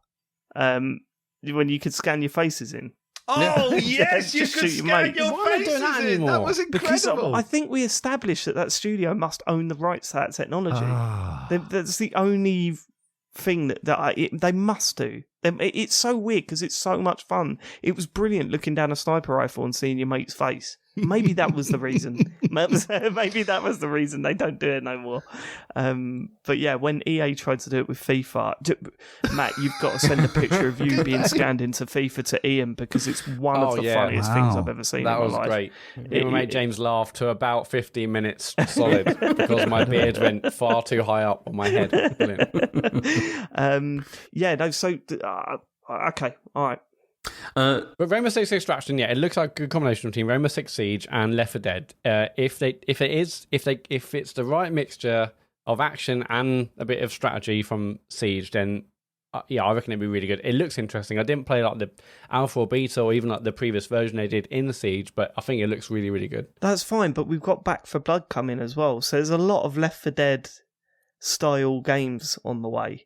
Yeah, it's fun, isn't it? You wait for ages for one, and then suddenly two are coming on at once. They're like, what did I say? No, Alan Wake, James. Yeah, Alan Wake Remastered. No. Then GTA 5 and GTA Online trailer, they did this. Well, GTA, I can buy GTA 5 Let's go. That's coming next year, right? The next gen version. So that's been delayed. Next gen version. Yeah, this has been delayed until March 2022 for PS5 and Series X, so people were not happy about that, because I think it was supposed to be coming at the end of this year, wasn't it? Right, November. Yeah. I wish I could bloody play. Everyone's what they're complaining because they can't play GTA 5. I mean, no, but it's also they were complaining it. about the visual quality as well because they said they didn't think it looked like it had been significantly updated for like PS5 or Series X. That it looked just like PC version or whatever. That'd make a good stream for one of your gaming streams, Ian. GTA Online. I think it's free. Well, I've got GTA 5. I got quite into it. But I never really got into the online one. And I heard you talking about this the other week, that the online thing is what it's all about, apparently. It's massive. I never got into it either. I think it was a little bit too... I don't know. It took a while to get into games and trying to get groups together. They might have improved that. I've not played it for a long, long time. I went into one and I was attacked by the car from Back to the Future. And I thought, fuck this. Yeah, that will happen. That's GTA. That is GTA. I don't know, man. I think getting a bunch of your listeners together to walk about and do a heist. I would love, by the way, we would love to have a TLNA versus the computer game show gaming stream at some point. We would love that. I've got a few ideas. We need to talk. All right. Then we had Ghostwire Tokyo, which is spring 2022. Okay. Guardians of the Galaxy. This looked all right. I'm not into Marvel stuff, but Sean said on the stream that I would like Guardians of the Galaxy. So maybe I should look into this game. Yeah, I think. What did you think? I think you probably would. I like this. I thought this looked quite good, actually. Okay, cool. Well, then maybe I'll pick it up then. James, What about that? Not for £70 you won't. Then we had... no, absolutely not. Then we had Vampire the Masquerade Blood Hunt. No. And then Deathloop, which is out now. By the time you've heard this, it's out now, I think. It's out on Tuesday, isn't it, I think? Oh, I'm looking forward to that. Deathloop looks good. Yeah. It does look good. And what, have the reviews come out today then? No, not yet. Oh, right, because out now when the podcast comes out. I forgot about that bit. Okay, all right. I'm looking forward to seeing the reaction to that. Oh, fuck! Sorry, I'm so sorry. A cat. What happened there? A cat jumped on me, and I thought it was Bigger Boy, the cat that had attacked me, and it wasn't. It's just Big Boy, and I absolutely shit it. I thought that was your reaction to Deathloop. I thought you were giving your reaction to it. I thought I was about and the to reaction was, "Whoa!" I'm looking forward to Deathloop. It's the first game in a long time I've been quite excited about. I'm looking forward to that. Okay. Yeah, me too. I'm very excited for it. Then we had a Kid A Amnesiac virtual exhibition, which is coming to Christ. So this is Redhead. Redhead. Oh god. This is Redhead. That's a great band. Okay, so what is it? I don't get it. It's a virtual exhibition. Yeah. What does that mean? I don't know. Well, Sean was very excited about like it. They know what it means. Sean was really excited about it. He's not here, so he can't explain. But he was really pumped by it. I mean, I imagine, we're going to go in there, we're going to get to listen to loads of amazing Radiohead music, and there'll be some artwork and some experiences, and I mean... Okay, all right, well, very excited for that. One to miss for me. Okay, let's, next. Then we had, is it Tachia? I think it is, which is, that's coming to... Oh, this looked cool, right? This is the one where you can just morph into various different animals in a forest. It looked like a rip from, what was it, Breath of the Wild, but... Mm-hmm. This looked pretty cool. It definitely had Disney vibes, didn't it? This is the one that Moana all the way. This is the one that we thought looked like Concrete Genie, kind of like somebody had. That's right. That had made it. That looks alright. Look into that. Look at the trailer, because that looks okay. Then there's Uncharted 4 and Lost Legacy remastered. It's coming PS5. Who cares? Then we had the big stuff started to come. Right. So this is when who came out? Who was hosting this bit? Herman Holst? Yeah, Herman Holst. And they said, right, okay, this is it. This is the Sony stuff. This is the big guns, as Matt would put it. So we all got very excited, didn't we? Yeah, and then they showed a Wolverine game that's being made by Insomniac, which we have no idea when that's coming out. Interested to see. Yeah, no idea, but fine. They're bringing out a Wolverine game. Yeah, okay. I think this was... I'm not sure if this was leaked or not, but Insomniac doing a Marvel game, we know they've absolutely crushed it with the Spider-Man games. Wolverine's a class character. I'm very interested to know what it's about. In my mind, it's probably just, same kind of game as Spider-Man, but Spider-Man was excellent. So but the whole point with Spider-Man was like flying about all over the place. You can't do that with Wolverine. So what are they going to... We do have like massive, things at your hand. So yeah, I know, but that doesn't make you fly about, does it, man? No, you can go up buildings and stuff, don't it? You can cut up buildings. No, like... I don't know, like climb up them and things. Stick his claws in it or something. Well, I look forward to climbing up buildings as Wolverine. Where's that set? Has he got like his own town? Not really, no, because he's like a nomad, isn't he? He superheroes. goes from place to place. But yeah. Does he? Yeah. So where's this going to be set then? I don't know. Stuff the A41. Love it. Slough. Looking forward to it. Go on. Okay. Then we had A41. Gran Turismo 7, which is coming March 2022. They showed Oh, yeah. a bit more Okay. of this. Racing game. Fine. Doesn't count. It looks good. Doesn't count. Then we had Okay. Spider-Man 2, which is coming 2023. So, yeah. This was an interesting trailer because Spider-Man games all well and good, but it looked like it was a co-op game, right? Because you saw Miles Morales and what is it, Peter Parker? Is it both fighting the Venom guy? Is it? I don't know Spider-Man, but it looked like it was supposed to be a co-op game, and It's not, though, and they no. announced shortly afterwards that it's not. So I'm interested to see where they're going with that. I'm a little bit disappointed, actually. I mean, I'm excited Really? because I really enjoyed the Spider-Man games, but I thought they were going to go batshit for the next release. We don't know They they look haven't. like Yeah, but they're we not. don't know Yeah. yet. I mean, it's just like one tiny CGI trailer. It showed them Okay. two, showed Venom. I'm sure the other day, actually, no, Venom isn't necessarily the enemy. So I haven't seen the Venom movies or the comics. So, but no, I'm sure it's be. I'm pretty excellent, sure it's of the course. enemy, Matt. No, Venom, not necessarily. Venom's a good guy. Venom's the yeah, good guy in it Venom. can isn't be, he? yeah. It's like all over the place. It's sometimes good, sometimes Oh, is bad. it? Yeah, it's... Yeah, do you want to Whoa. apologise now, David, or do you want Yeah, to? I apologise. He sounds like the Matt Murray We of the apologise Spider-Man without the world. sarcastic tone. Do you want to resign? I don't need to resign.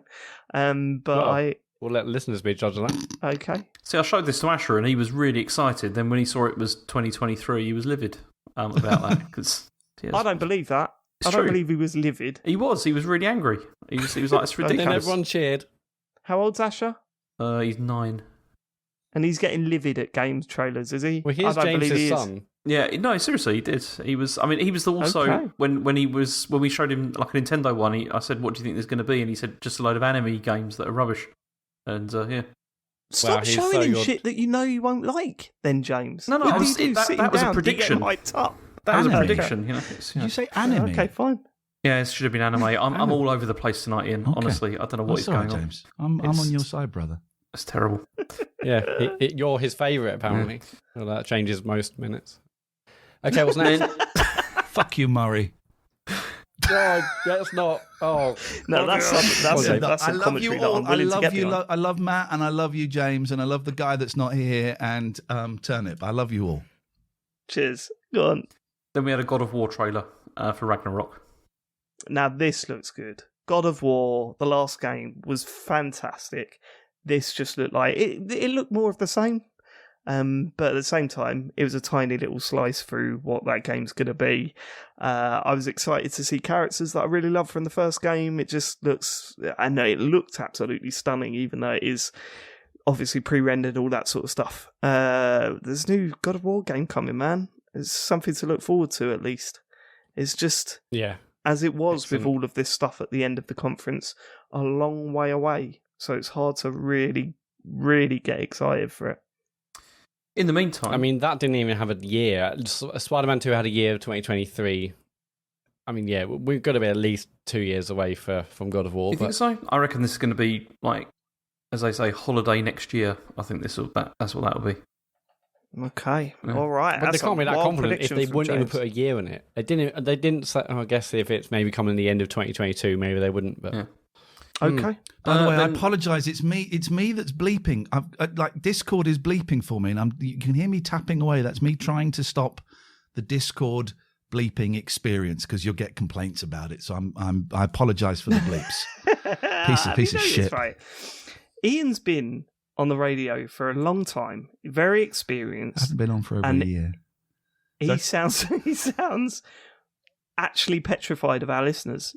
What does that say? Like, he's really worried about the feedback he's going to get from our listeners. I'm a people pleaser. I have low self-esteem, and I'm a people pleaser. And I will be listening to the episode after this, horrified when your fans go, "That was awful. Go and get that idiot on. He talked too much." So you know, We'll see. Go on. yeah, I get that most weeks. This is why it's better to never listen back. I never do. It's just, No. you've done it, you've finished. Just don't think about it anymore. It's just better that way. Okay. Yeah, well, you don't think about it while you're recording the show. That's the And that's the host saying it. Go on. Anyway, so the other thing that's happened is Sony have bought Firesprite, who What the did fuck? This is this is a Liverpool-based studio that had done projects for Sony before, and they've now bought them. And Well, it's more than that, isn't it? It's the Liverpool studio. It was Sony Liverpool, wasn't it? yeah, who did Wipeout and all that stuff. Yeah. Yeah, their staff went off. Well, it looked like their studio was closed down by Sony, and they set up their own studio, and now they've been bought by Sony. So it does make you think that maybe this was Lovely always bit of business, on the that, isn't it? Lovely bit of business. Yep. Goes down, acquires 5 years later, done. Yeah, it's a weird one, but there you go. But they've also done like a load of VR games recently as well. So there's the suspicion is that they're going to be doing something, for the next PSVR. Yep. Okay. Well, we're still a year or so away from hearing about that, aren't we? Or are we? I've got the Fantasy Zone in a minute, so we'll hear. Oh, hello. Cool. I thought I've gone all We're funny. going into Fantasy Zone. Prepare yourself, Ian. This We're is, going this into is the the Fantasy dream. Zone. I didn't want to dare think this could happen, but it fucking well is. All right. Before we get there, I've got one last one, which is that Lego have announced this Super Mario 64 set, which is like a big question Oh, block. Jesus Christ. It's Oh my God, have you seen it, Ian? No, because Lego's shit. Oh, it looks so Wow. good. It looks It looks so like, I good. bet it would look like Lego. Yeah, I mean, well, they've Let's got. Google it. What do you want them to do? They can't make them look like Playmobil. They'll get sued. Yeah. What Or do you Mega want them to do? I'm looking at it now. Okay, I've got a question. I've seen loads of people on social media talking about this, and I want to know the answer. Evan, people are saying it's a question mark. Why isn't it an exclamation mark? Question marks aren't even in the game. So what's that about? Obviously, they haven't made a mistake because obviously it's probably about a million different layers of approval. So why is it a question mark and not an exclamation mark? Do you know what? I didn't even notice that. it, Oh, it- didn't even everyone's notice been talking that. about it, and I'm like, am I the idiot? Or, it is. I mean, James, It is a question mark block though in a lot of the games. but I heard it wasn't in 64. It's just exclamation marks. Well, no, but the Mario. Yeah, you're right. It's a question mark block in a hell of a lot of Mario games. Yeah, but this is a Mario 64 Yeah, I know. Lego set. But if you would, I mean, I would recognise the question mark block before I would the. I'm not sure I'm with you with that, Matt. Well, it was everyone. And I was like, okay, well, It was obviously they everyone, haven't was made it? mistakes. So there's obviously a reason for it. All right, good what, point. Do you think it's I just mean, just because it's James, more? Everyone said it, so It must be true. What's your response to that? Yeah, it's scandalous. It should have been an exclamation mark. Doesn't make any sense. £159.99. That's That's the bit that kills me. £159.99, guys. Enjoy. That's the bit that kills me. Yeah, Harry's already asking for it, so I think I'm in trouble. I don't think we can get it for him. Yeah, I mean, it's ridiculous. We buy him all these sets, he builds them, and they're dismantled within a day. Oh, my because boys his would- brother comes along. My boys would keep them and display them, and they've kind of I don't want to say grown out of Lego. That's rude. We're not really into Lego anymore. And thank Christ, because I used to hate Lego, and they go, "Daddy, come and help us build this." I go, "No, I don't want to. It's horrible. It's boring. It's stupid, and it's horrible." Really dislike Lego quite a lot, actually. Well, I actually quite like building them, but Harry won't let me near it anymore. He can just do it on his own. I'm with you on that. Yeah. I'm like, do you want any help? No. Oh, no, come on, you must need a bit of help. No, I don't. Oh, Yeah, and you look over and they've already built it, and they're not even looking at Yeah. it anymore. Yeah, that's the bit that kills me. Is Bowser's Castle, which was £80 that you got for Christmas, is just in pieces now in one of those Lego table things that you get. See, Ash has done the yeah. same thing. He just like displays it all and then just leaves it, and you're just thinking that he got about half an hour out of that, and it was. I mean, this. I mean, I haven't even shown him this because I think it's better he doesn't know about it because I don't want him to demand it. You mentioned Christmas. Legoland. My boys live in Windsor, and they live just around the corner from Legoland, and they live so close that all the residents get 4 passes a year for free. Oh, wow.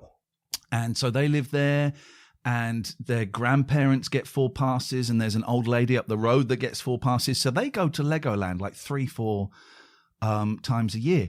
And I was really heartbroken to hear the rude and aggressive and negative language about a British institution, Legoland. I know they're Dutch, or Danish, whichever.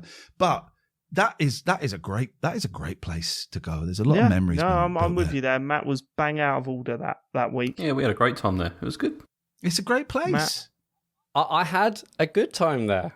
It just wasn't heaven on earth. I mean, I thought Little Mini Land was they fantastic. don't say that it's heaven on earth. No, they that's say That's what Linda someone Carlisle. told me. I got an email saying that. We're Legoland. We got a few rides in that, and then there's a village made out of Lego. And there's a whole And Star they're Wars pretty- bit that you missed as well. That was, Yeah, exactly. No, You that's missed not the Star there Wars bit. anymore. Didn't you do the kart racing not bit, there Matt? anymore. Like, you didn't do even that. That's brilliant. Matt's shit Sorry, at the kart what bit? racing, though. That's the problem. We've established this. No, we did Elodie did like the driving license bit in the little carts. I wasn't allowed to get in one apparently, which is I think that's out of what order. it is. That's what it is. Matt wasn't allowed on most of the rides, so that's why he didn't like it. Got it. There we go. Well, you're clearly No, a I fully went on grown some adult. rides. You don't need a driving test at Legoland, mate. I was caught in a very difficult position whereby I wasn't allowed on the kids ones, and Jill wouldn't go on the scary ones. So there's me, just. Well, why didn't you go on the scary ones then? Well, not because I'm afraid of them. I could do what I want. No, just because the queues were massive. The queues were massive, to be fair. All right, okay. dear. Is that it for the news? That is it. But then, as I said, I do have some rumours. Hold on. Oh, hit me. To Where we your going, James? Seats. This is it. We're going into Farley's fantasy zone. Your Let's go. hands inside the. Okay, I'll do that again. Let's go.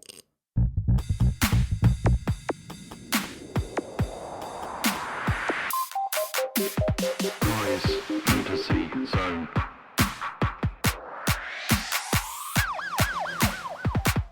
Okay, so Sony are building. Oh, hang on. We don't get to the jingle gets played in later on. We It don't gets get to played in hear later, it. yeah. Don't ruin It the does, magic. mate. Oh, Do for it. fuck's sake! Someone should have warned me about that. It's all fake, guys. Oh. You should have It's warned. I ruined, was isn't it? set for the Farley's Fantasy Zone. Oh, I'm genuinely, I'm so gutted. Carry on. I'm so sorry. Carry on. And now our listeners know, which is fine. That's fine. Yeah. that is all fine. That one. You'll Go cut on. this out. They You'll thought it was censor me. live. They You'll thought it was censor me. live. No free speech. Go on. So apparently Sony are building a new AAA Japanese studio that will be announced at another event at the end of this year with a big game reveal. So apparently this is going to happen in December, and it's going to be called the PlayStation Experience, and they're going to have more first-party reveals, and they're also formally going to reveal the full design of the PSVR 2 with first-party software. Ooh. Right. So you're saying that they're announcing PSVR 2 at the end of the year. I'm not saying that. Somebody on Reddit is saying that.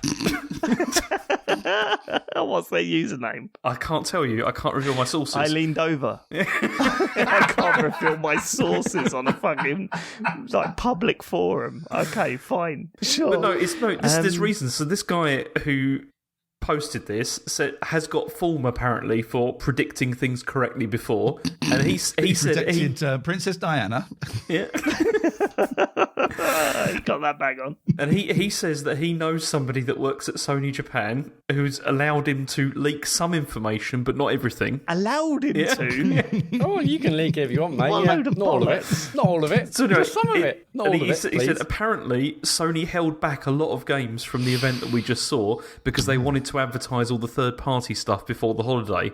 But then there's one game in particular that was rumoured for a long time, and he wrote that in block capitals in bold, that is finally Go getting on, shit, revealed must be real. according to his source. So what are they saying? What are they saying it is? Well, he's not actually said exactly what it is, but it No, seems what are the Redditors saying? they think it's going to be like Wipeout reboot or something like that. Oh, fuck And, off! That'd be shit. Sorry, I mean, don't reboot get as me in wrong. like the CITV kids show reboot. just like that, yeah. That's what's coming exactly back. the same, yeah. Oh, brilliant, I love that. Wipeout's a lot of fun, but that's not going to get people going mad, is it? A new Wipeout game. Well, no, Get- because get me apparently going, it's going to mate. be a PSVR 2 exclusive. That's I part of can't the play rumour. Wipeout on PSVR. It does make me nauseous. A lot of motion. Yeah, I it's pretty love bad, that VR. I love it.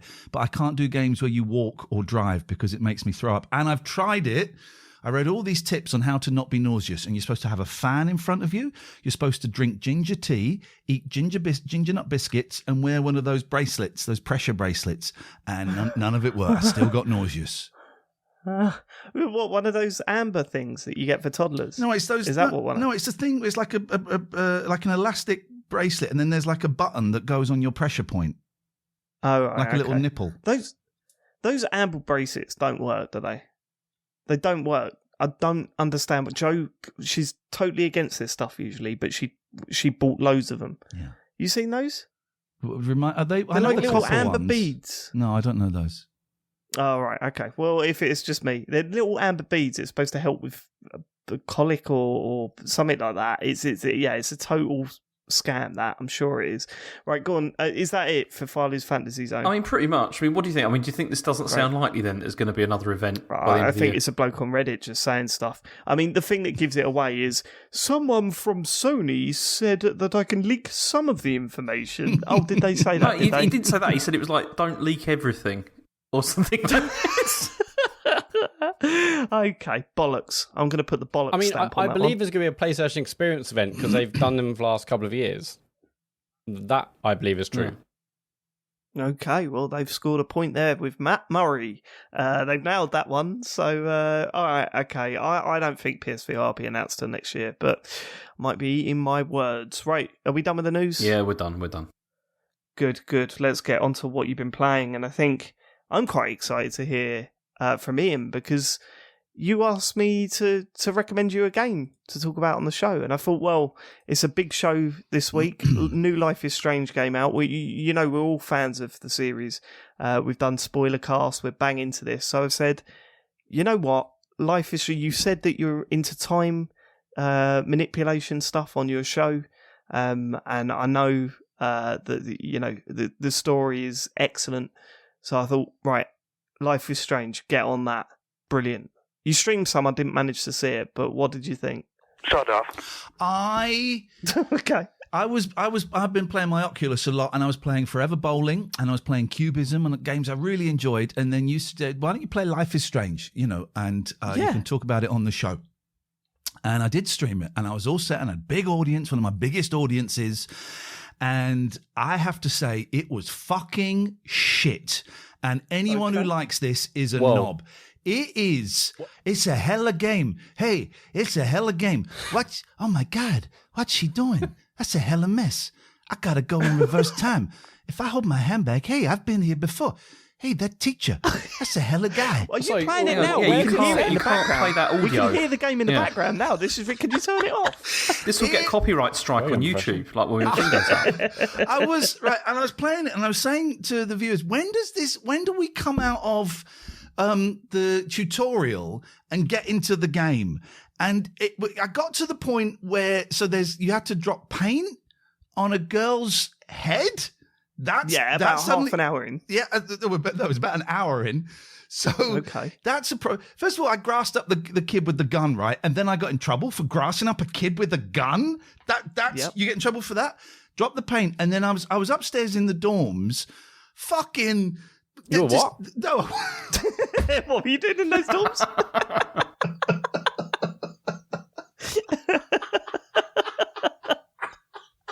Well, I mean, that should be, if that's how you want to spend your time in that game, fine. Oh, you've got me. And there was this girl, and I was going, look, can I go into the room? No, you can't go. I want to go into that room. No, you can't do it. Just go away. I want to go and find me a flash drive. Why don't you fucking go and find just fucking flash drive? Fucking turn this shit off. It was awful. It's not a game. It's like a book, like a shit book for idiots. And there was nothing pleasurable about it. Oh, this is hella. I gotta. Oh my God! Look at that picture of my dad. I didn't let him take many pictures of me by that thing. That's a fucking hella shit, hella piece of shit is what that was. Ian, did you get to the dancing, like on the bed? I didn't get to the dancing on the bed. No, Oh, I played the guitar. That is a bad bit. I played the guitar and I wrote a song. And there is a song on my YouTube channel that I wrote while we're playing the guitar. And it's called Life is Strange is a Shit Game. And that was fun. I enjoyed that because I'm a creative guy. I'm a maker. I make things. I didn't get to the dancing. Honestly, in all seriousness, it is everything I hate about a game. And I'm starting to think, David, that you knew that. No, not at all. I'm starting to think this was a stitch up. I've been a big fan of yours for a long time. and you've said that you like time manipulation. There's time manipulation in it. You like text adventures. I do like text adventures. Yeah, go east. You love text flash adventures drives. I do love you flash love drives. fucking in dorms. You like paint. He does like paint, to be fair.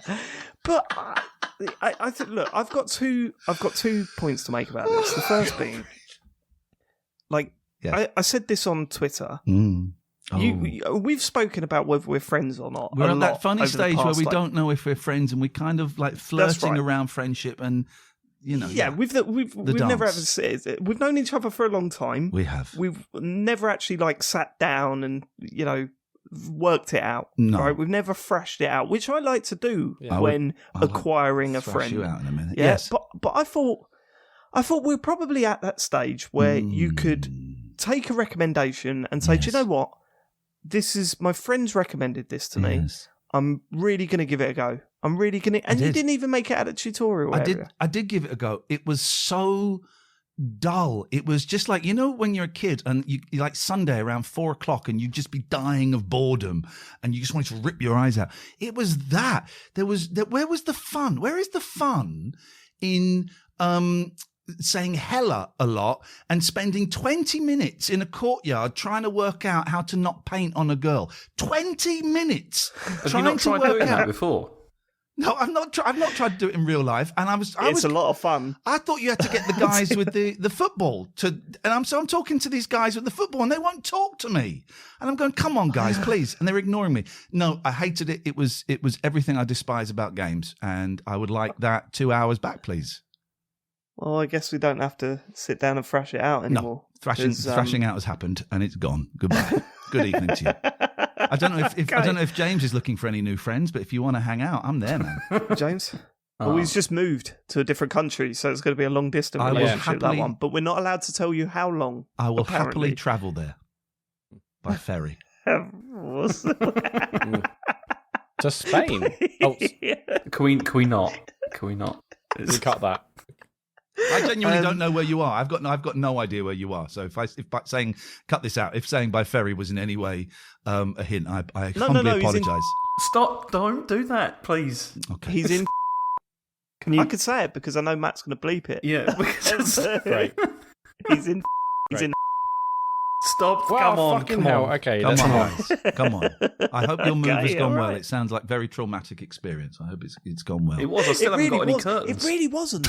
Because- Get curtains before you sort the internet out, James. I've been through this with you. Priorities, man. I was very jealous of your internet speed. That was they have good internet over there. It's incredible. I don't want to go on about it because I've already skipped. Over where? I was Over where, genuinely very, James? very jealous. That stuff excites me. Yeah, brilliant. Okay, all right. So, why do we love Life is Strange? Well, firstly, mainly because I love being able to make decisions that affect the storyline. Right, I've always loved that in games. Mass Effect, Life is Strange, games like this, Walking Dead. When that came out, I thought that was pretty revolutionary. And I don't know. It's one of the hardest games to recommend because there's just a vibe about it. And the moment you hear the style of music that's in the games, the moment the characters start interacting with each other, you just feel locked in. And admittedly, that first episode is pretty poor. And we've spoken about it Jesus. before. Now that he first tells episode me. is pretty poor. That is the biggest problem with it, isn't it? Because it is the first episode is not great at all, and then it starts to pick up later. I expect a friend to maybe play a little bit more because they, respect the other person's view. But that's fine. That's by the by. Let's not go into that. But I don't know. It's such a hard. I mean, even we're playing the new game, and we'll talk about that a little bit later. But Joe looked at it today as I was playing it and just went, "This looks like a bag of shit." Like that was an actual quote from my wife about playing that game. Why are you playing this? This looks like a bag of shit. And I just said, "But I don't know. I just get hooked on it, and I love it." And there's it's a shame. I think maybe you've got to have a certain level of respect. What? For art, What? a certain level of intelligence to sort of bring this game into your heart and Yeah, hold very it low and level, yeah. fall in It's love true. with I mean, my daughter just started playing it, and she's 12, and she got really? It's a kids game. She got through the first episode, no problem at all. She loved it. Yeah, It was it's a great. game for babies. Did she say hella a lot? No. It's Chen wasn't very Is that pleased gonna about start, do you the reckon? language stuff. Because it's It pretty is bad. weird. It is weird. When you watch that first episode again, how many of those characters you're like, oh my god, it's that. Oh, it's such a weird experience loving this game, and I've taken so much shit from it, especially from my wife. But I expected better. It's a shame. So did It's I. a shame. So did I. I expected a good game, and unfortunately, I didn't get one. But never mind. So my you played- real have you played recommendations, though, are Forever Bowling and Cubism, which I think I've heard you mention before on the Oculus. They are magnificent, and I should be going back to those. You've forthwith. played Cubism, right? They're both good games, sure. Have you played Forever there's- Bowling? Yeah, I played it. Yeah, It's good. There What's are Forever there are Bowling? two bowling games, and the other one isn't very good, but this one is great. It's got there's a YouTube jukebox in there, so you can choose playlists. Oh, nice. It's really, really good, and the physics and the sensitivity works perfectly. The other one was a little bit glitchy, and this is great, man. I love it, Matt. I'd love to have a game with you one day. I mean, I'm pretty tasty on your bowling. I've been practicing on Wii bowling. Oh, sir. So, So the challenge, the gauntlet has been laid down, and I pick it up and I slap your face with it. Oh, mate, that'd be good. Like a full, proper bowling. But that sounds good. Have all of that. you got Oculus? Yeah. Although we've got the one, James and I Yeah, have we've got the got one, the- so we're a yeah. bit out of Oh, date, but we it's- have all got Oculus. Last year I got given an Oculus. I don't get free stuff anymore because I'm not famous anymore. But last year I still had a bit of the jungle cachet about me, and I got given a free Oculus, and they said it may have been more than a year ago. And they said you can have this for free for 3 months, and we'll also give you free games for 3 months. Right? I've still got that Oculus Yeah. 2, Okay. and I've still got the free games. I haven't paid. Oh my god, your account's still live with a My free account game. is live. I haven't paid for an Oculus 2 game in over a year. It's Oh, incredible. man. Have you guys. tried Half-Life Alyx yet then? I can't because there's movement in it. How do you mean?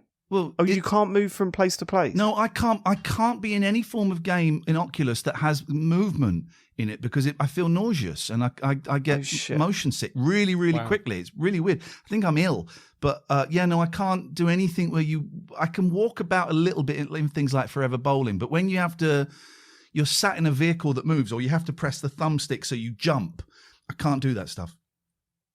Oh, right. Okay. So you've not played Rec Room? Yeah, Because that's like the first pushed, one everyone goes I for. pushed through Rec Room for about 20 minutes. I did have a go, but I felt terrible afterwards. Shit, man. But- what about Star Wars? What's it called? Vader Immortal or whatever it's called. I've Have played you tried that? yeah, that's really that good. one's all right, actually. Yeah, that one's all right. That's a good game when Vader comes and stands right in front of you. He's very short, isn't he, Darth Vader? He was not actually, for yeah, me. he's I found shorter than him- you're expecting. You know, He it's, really Yeah, but is. you're a very tall man. I am. So it's But he's such an imposing figure. He's so big in the movies and in real life, like all of these, like Tom Cruise and Al Pacino. Al Pacino's 4'10", and Darth Vader's not far off that. But I love it, and I really think the Oculus is one of the great consoles, and no one's really come out and said. Maybe they have. I've not heard it. I think it's one of the great consoles, and I spend more time on that than I do certainly on PC gaming, which I don't do a lot of, and the PS5 at the moment. there's a game that Matt is not allowed to recommend, but maybe you could chat afterwards. Matt works for a company that makes games for Oh VR. wow! So I mean, you could say it. Go on, Matt. Yeah, I mean, possibly one of the best games on Oculus Quest and Quest 2 is Zombieland VR. Please check it out. What's it called? Zombieland. Zombieland. It's called Zombieland VR Headshot Fever. Oh, I'm in. I'm in. It's on Quest 2. It's on Steam, coming to Viveport. And a bunch and of I will Chinese get that. headsets in the coming weeks. And the developments they're doing with Oculus now, the fact that it's not quite there yet, but the fact that you don't need controller, you can set it so you can do it with just your hands. It's not quite as accurate as I'd like, and you can now link your to a PC without a cable anymore. So I think what they're Yeah. doing with it is Oh, wow. incredible. Yeah, if you guys are up for Forever Bowling one day, I'm in. I'm totally in for that. Okay. There's that All right, we'll look into golf it. game as well is pretty good. Is it Walkabout Golf or whatever? I forgot. Mini golf is incredible, man. It's so much fun. Cool. Right, Ian. if you want to make a tea, now would be the right time. We Okay. need to talk about Life is Strange. Oh, wait. True Oh, Colours. really? Oh, yes. There's a new Life is Strange. Look, we'll Strap be brief, in. right? Because You take I'll as tell much you time what as would you be want. I brief. know people love it. Just out about 90 minutes, probably. Sean will be absolutely gutted that he's not able to talk about this game on launch week. So we'll just briefly summarise. And of course, we're going to do a spoiler cast on it. We'll totally do a spoiler cast on it. We're just trying to work out timings and everything. But this come out this week, technically the third series. And I am. Let's check where everyone's at. So it feels like I'm towards the end of chapter 2, James. I'm at the start of chapter 2. Right, okay, Matt. Yeah, same. Okay, so we're still pretty early on then. Mm-hmm. We're still pretty early. How many chapters are there, James? It's 5. 5, okay. All right. I mean, let's get this bit out of the way first. There's technical issues. There's big technical issues. Hella some issues. bad ones, Come on. especially on It's not, there's hella issues. they're not on big. PS5. It's not big technical issues. That's massive Well, there is. exaggeration. Some people have bought the Ultimate Edition and they can't access the stuff that comes with the Ultimate Edition. I'd say that's pretty bad. Can I do that thing Can where you? I say, well, I haven't experienced that, so it can't be anything wrong with it? Well, you haven't bought the Ultimate Edition, have you? You got a free code for it, so you know what I mean. You can't say that. No is the answer to that. Speaking about the Ultimate Edition, though, briefly, I did see that because on the main menu when you start the game, it says "Play Steph's Story," and I was like, "Who's Steph? What is this?" We knew And about that's like that. an extra. There's an extra bonus episode, but that's not out yet. So we knew about that. That was announced before. Oh yeah, but it says like when you click on it, it takes you to a store. It says you got to pay £10 upgrade for the Ultimate Edition, and then you get Steph's Story. Yeah, I know, but the Steph's Story is not available yet. That's what I'm saying. And there are some, especially on the PS5, there's a lot of frame dropping, a few bugs in it. Disgusting. And they've announced that they're going to be patching it over the next 2 weeks. That's the first thing to say about the game. The next thing to say about the game, I guess from my point of view, is that I'm not in yet. It's weird. I'm nearly 2 chapters done and I'm not in. I'm not feeling what I feel when I play these games, and I'm slightly concerned. See, Yeah.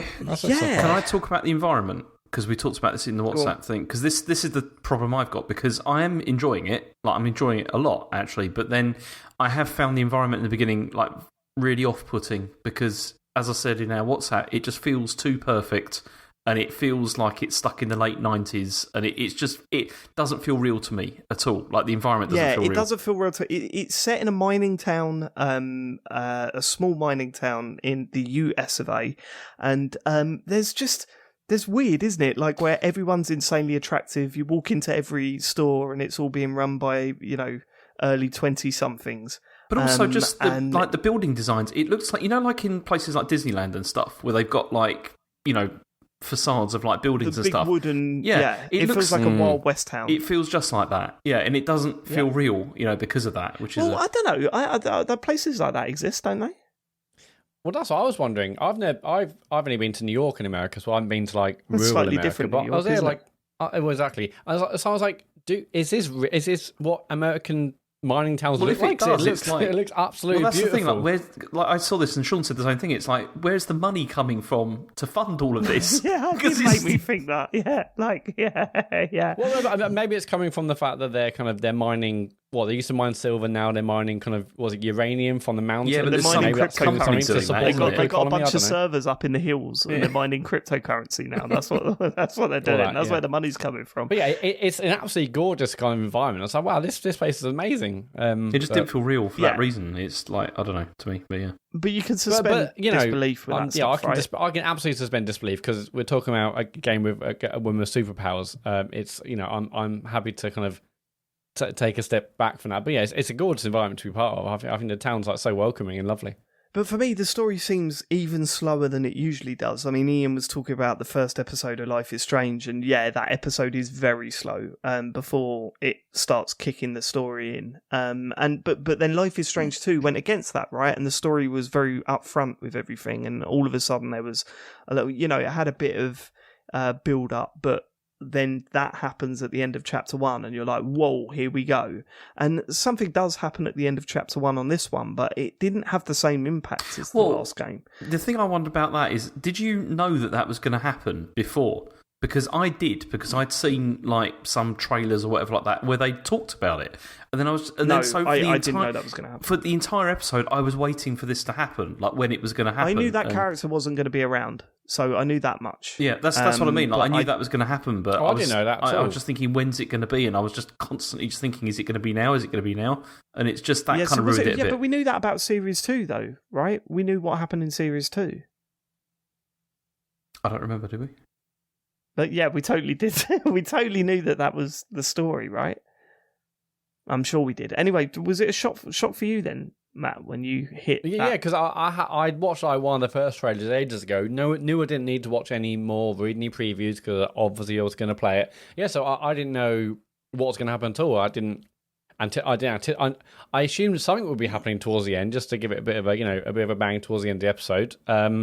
To get you excited for the next one and keep you going. But no, I had no idea what and who with and whatnot. So no, it was good.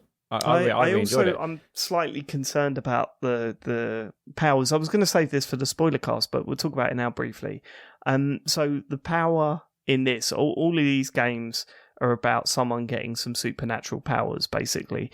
And the lead character in this we were laughing about it at the time. We were like, is it going to be invisibility? Are they going to be able to fly? No, it's the feeling of empathy. Oh, dear that's God. The power that the characters got. Jesus Christ. Ian, I was even like embarrassed when they announced that. So the idea is you can walk around the town and see an aura around people and it reflects their emotions, and then you can tap into their emotions and see why they're feeling this way. And this is where we are in Brexit Britain, when empathy is considered a superpower. Yeah, that's totally it. And I was like, when I'm wandering about the place, I'm constantly thinking, actually, they're not addressing the moral issues of doing this, because you're literally just walking up to people in the street and just going, right, what are you thinking about? I mean, don't get me wrong, that's totally what I'd do if I had this superpower. But at the same time, I do think, shouldn't they be questioning whether you should be doing this or not? I think, she does do that, like a little bit. Like a couple of times where does she? Well, yeah, she kind of. What of. does she do? Well, no, she says, I'm not sure if I should, how I should like influence this person or whether I should and things like that. Did she do it? Oh yeah, of course she did. But exactly. I don't know. I don't dislike what I've played, not at all, because I think it's building to something, and I think there's an interesting storyline building up. I'm just surprised at how much slower it is compared to the last series, because I thought the last series reflected that they learned, and I know it's different developers and everything, but I thought lessons were learned from that episode 1 of series 1. I think that. Do you think that's down to the fact that this is all 5 episodes are released at once? I think that's part of it, because it's funny when we were talking one episode's about released. Yeah, when we were talking about our spoiler cast, you were asking the question: should we be doing one for each episode, like we have on the previous series? And after playing what I've played, I'm glad we went against that and said no, we'll do one for all of them, because that first episode was quite short compared to other episodes in previous series, and there wasn't too much to talk about either. So it was about 2 hours. It was kind of like how it used to be. I don't think it was Life is Strange 1, because I'm sure like the most recent series, it felt like they were encroaching on 3, maybe even 4 hours an episode, whereas 2 hours is about what I expected, really. Maybe time's just going weird for me then, because it didn't feel like 2 hours to me. It felt like maybe an hour and a half, if that. I know the first episode felt really long to me, but yeah. Oh, really? Yeah. Okay, well, maybe I missed something then. But yeah, I mean, there's not much more else to say about it at the moment. We're still pretty early on.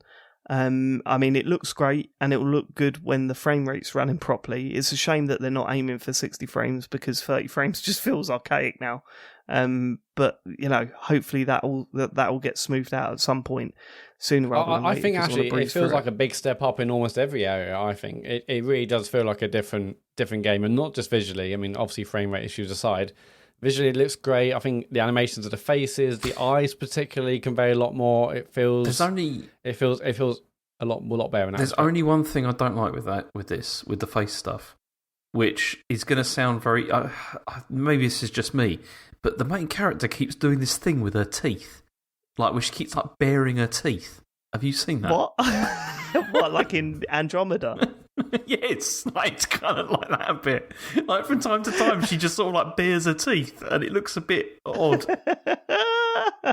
I might pick that up in real life and go around doing that to No, people. that's the thing, because when I was playing it, like I was like aware of it, and then I started doing it while I was playing it because it's just like looks weird. I want to see that. Can you film yourself doing it? No, I'm not going to do that. But it's just it's odd. It's a bit odd. Right, okay. Like, Film yourself doing that, or I'll release the photos I took of you walking around in your underpants on the stream before the last stream. don't do that. Come on. Did one of the two. I've just remembered as well. Have you been practicing your keyboard? No, I forgot about that. I've been a bit busy, Dave. Right, okay, well, you got 1 week now to do it. 1 week Because you're left. doing it next week. You did agree to You're doing it. it I did next week. hear it, yeah. We're all looking forward to it, James. I can't wait I for can't that. play keyboards. I'm no good at it. I know. That's what's going to make it even better. You better get practicing, mate. Yeah, it's frustrating, really. I mean, I absolutely love Alex, the main character. I think she's Yeah. fantastic, and within moments, I'm like, she's just absolutely brilliant. I'm really excited to see what she does and how, given her past, she deals with what she's having to deal with. I think it's going to be really It's interesting. I odd think as she's well a really because believable character. I did say this to Sean that we see violence in video games all the time, right? You play games where you're shooting hundreds and hundreds of people, but there's a scene in this where even I winced and thought, I don't know if this is pretty harsh to watch. And I think for that to do that at that point, considering how much violence I've seen in games, I was like, okay, all right, so they're doing something right. I just want the game to open up and show itself a bit more at this point, but there's still a long way to go. So fingers crossed it goes there after the quite slow build up that I've been playing. I mean, Ian, if you hated Series 1, Episode 1 of this one would absolutely kill you. Oh I God, think. there's absolutely no chance I'm going to even consider this game. So Such a shame. Such a shame. Ian, no one said Hella yet. Oh, I'm in. The Hella count is 0 up to Well, now. that's Matt. kind of their catchphrase. They should be milking that for all it's worth. No, it's just that one character's catchphrase. Matt, sorry, as a middle-aged white guy from England, how should teenagers in America be speaking? Let's try that. What should they be saying, mate? Oh, I don't know. I wouldn't possibly want to speak on their behalf. Okay, all right, okay. At least That was hellava. Va. They just put the va on. Hellava. I mean, I'll accept that. I will tell them how to speak. Ian Put flying va. out over to America, standing in front of them. Okay, guys, now listen to me. Just say va. Now put it at the end of it. Beautiful. Done. Oh, fuck off. Hellava. All right, okay. So we'll look forward to Sean getting back next week, and then we'll get a little bit deeper into That sounded Life like a is dig at Strange. me. We're We're looking forward to Sean. We're looking forward to Sean getting back next week, and then we'll do a Yeah. proper podcast without this dickhead here. someone that gives Your a little bit of cabal time of to Life the is game. Strange fanboys. Someone gives hell of a fuck about Life is Strange. Disgusting. Open your mind to other opinions. All right. Don't even get me started on the vaccine. Next point. James, you've also been playing WarioWare, have you? I have, yeah. I played it The mostly. full game. Yeah, I got the full game. My 'Cause 9-year-old is absolutely loving that and says it's wonderful. Really? Yeah. Says it's Is wonderful. it his first WarioWare game? I got a feeling it might be actually. Yeah. Yeah. He says I think it's brilliant. I think that's the way it goes, isn't it? Because they are brilliant games. The concept's fantastic, and it's not been emulated anywhere else. Nowhere near as good as this. But it also feels like once you've played a WarioWare game, that's Right. kind of it. Is that not the Go case, on, James. Sorry, I interrupted you. Go on. How do you mean, Dave? Like, as in, you think you only need to play one and you don't ever have to play them again? Yeah, it feels like the concept feels unique and exciting for a game. Mm-hmm. But then, like, when I'm playing WarioWare, because I've got the demo, when I'm playing that, I'm thinking, oh yeah, it's WarioWare. I remember that. And it doesn't feel like I can get as excited as I did the first time I played these games. Yeah, I mean, I kind of get that. I mean, the shift with this is, I mean, they've changed the way this plays by having, like, where you control characters on the screen this time round, rather than, like, directly manipulating stuff, which, I mean, initially I was kind of all for this, because I thought this is, like, an interesting shift. But then I've unlocked all of the characters now, and now I'm a bit less keen, because... Yeah, well, some of them are shit. Well, that's the problem. That's right. And it's not just that, but once you've unlocked all of them, some of them are shit, but then they're also duplicates of each other as well, pretty much. Yeah, that's right. Which Yeah. is a bit... Yeah, which is a bit... which is a bit annoying. But I mean, all of the mini games are designed to work with any of the characters as well. So although they have these sort of unique sort of abilities, some are less fun than others to use, which is part of the problem. Yeah, and you kind of think, what's the point? Yeah. So, you've got two options when you go into, like, the score, when you try and beat your score. You can either go for bring everyone along or pick 3 characters, right? And I just kind of think, why would you do the bring every... Well, I suppose it adds a challenge to it, but it's an annoying challenge. Well, that's the thing, because there's some of the challenges, like some of the mini games, like they're really like difficult with certain characters. Even though they can all do it, it's like, you know, you're like, oh, please don't get that one. You know, like you're kind of praying that it's not going to come up with that character combination, because it is a bit kind of annoying. And there's some characters that I always try and avoid. And I think having the character on the screen adds another sort of layer of abstraction, which is a problem, because like Chen, like my wife, she loved the other WarioWare games, but I don't know what she'll think of this, because it is, I think there is a sort of... Have you been keeping it from her? No, like that time we're putting the house together. There hasn't been time. Like, I mean, You're putting it together? Yeah, you know what I mean. Okay. But, you know... All right. Was it Flat Pack's IKEA? gone to the whole next house? level over in Redacted. Stop, yeah. Okay, all right. But I'm not sure what she'll think of this when, I mean, she's going to try it this week, I think. But yeah, it lacks the immediacy, I think, a bit of like... The reason why they've added these characters is because they wanted a co-op mode, right? And you couldn't do the WarioWare stuff in co-op without having a clear representation of what each player is doing. Yeah, probably not as easily. So that's why they brought it in. But what I found, and stop me if I'm wrong, because I've only played in the demo, but we've played co-op quite a bit, myself and Harry. Mm-hmm. And what I found is that there's a fair few of those mini games where he's like, okay, don't do anything, I'll do this one.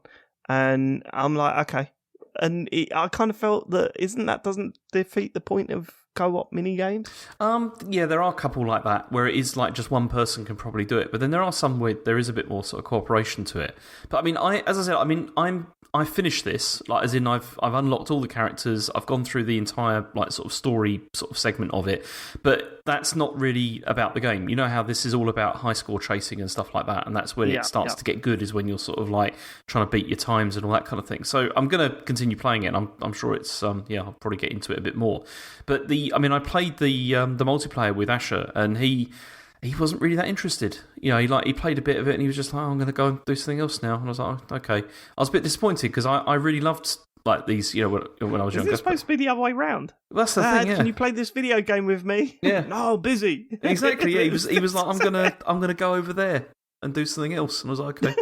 I've got my taxes to file. Not even looking for a good excuse. It's just, I'm going to go over there now. Okay, fine.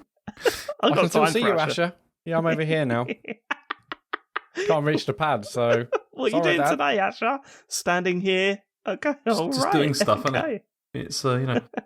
But no, I mean, as I said, I think it's fine. I'm happy with it so far, but I think it's only going to sort of become apparent, you know, whether it's one of the really good ones or not after I start like cracking into the high score stuff. I think that's when it will become more apparent. Has it got any online stuff at all? It does. Can you at least upload your scores? No, it does. Yeah, it has like score uploads and stuff for things as well, and it's got like weekly. Not co-op online. No, it's got weekly challenges and stuff like that as well, and yeah, they've done all that sort of stuff, which is pretty good. Cool. But yeah, all right, and it's a budget release, right? It's not full price. It's I think it was about £32, so it's cheap. So yeah, cheaper than usual, but still not cheap. You know what I mean? Well, yeah, it's 40 quid on the eShop. Okay, so yeah, but that's still 20 quid cheaper than what they usually do, right? Exactly. Yeah. I mean, the only other thing I played this week was I played Blinks, which was awful. The Time Sweeper. That's a terrible game. It's a terrible game. Yeah. Yeah, I was looking forward to seeing your stream, James, when I logged on about an hour after you had apparently started it, and only to see you playing a different game entirely. So it's because it was so bad. What's that it about? Was so bad, honestly.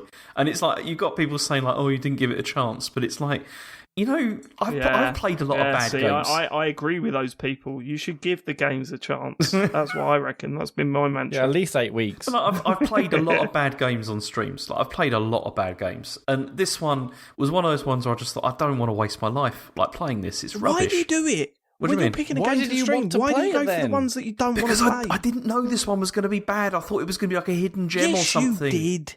No, you didn't. Okay, well, no, you I didn't. went into it fully knowing that it was shit. I know, but I thought it might be funny shit, and it wasn't funny shit. It was just boring shit.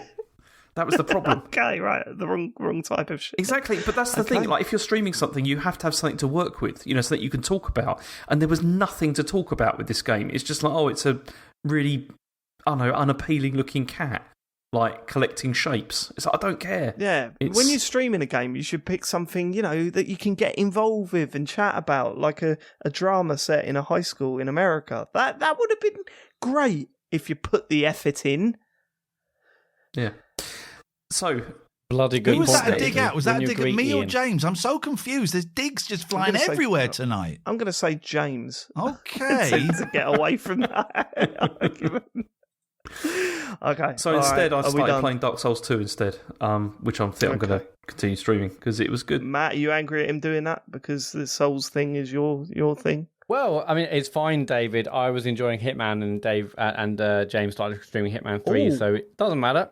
Oh, there's an Happened before. accusation here. Okay. It will happen again. Are you stealing Matt's streams, James? Yeah, That's the absolutely. question. That was the plan Okay. all along. All right. Well, you can't argue with that, Matt.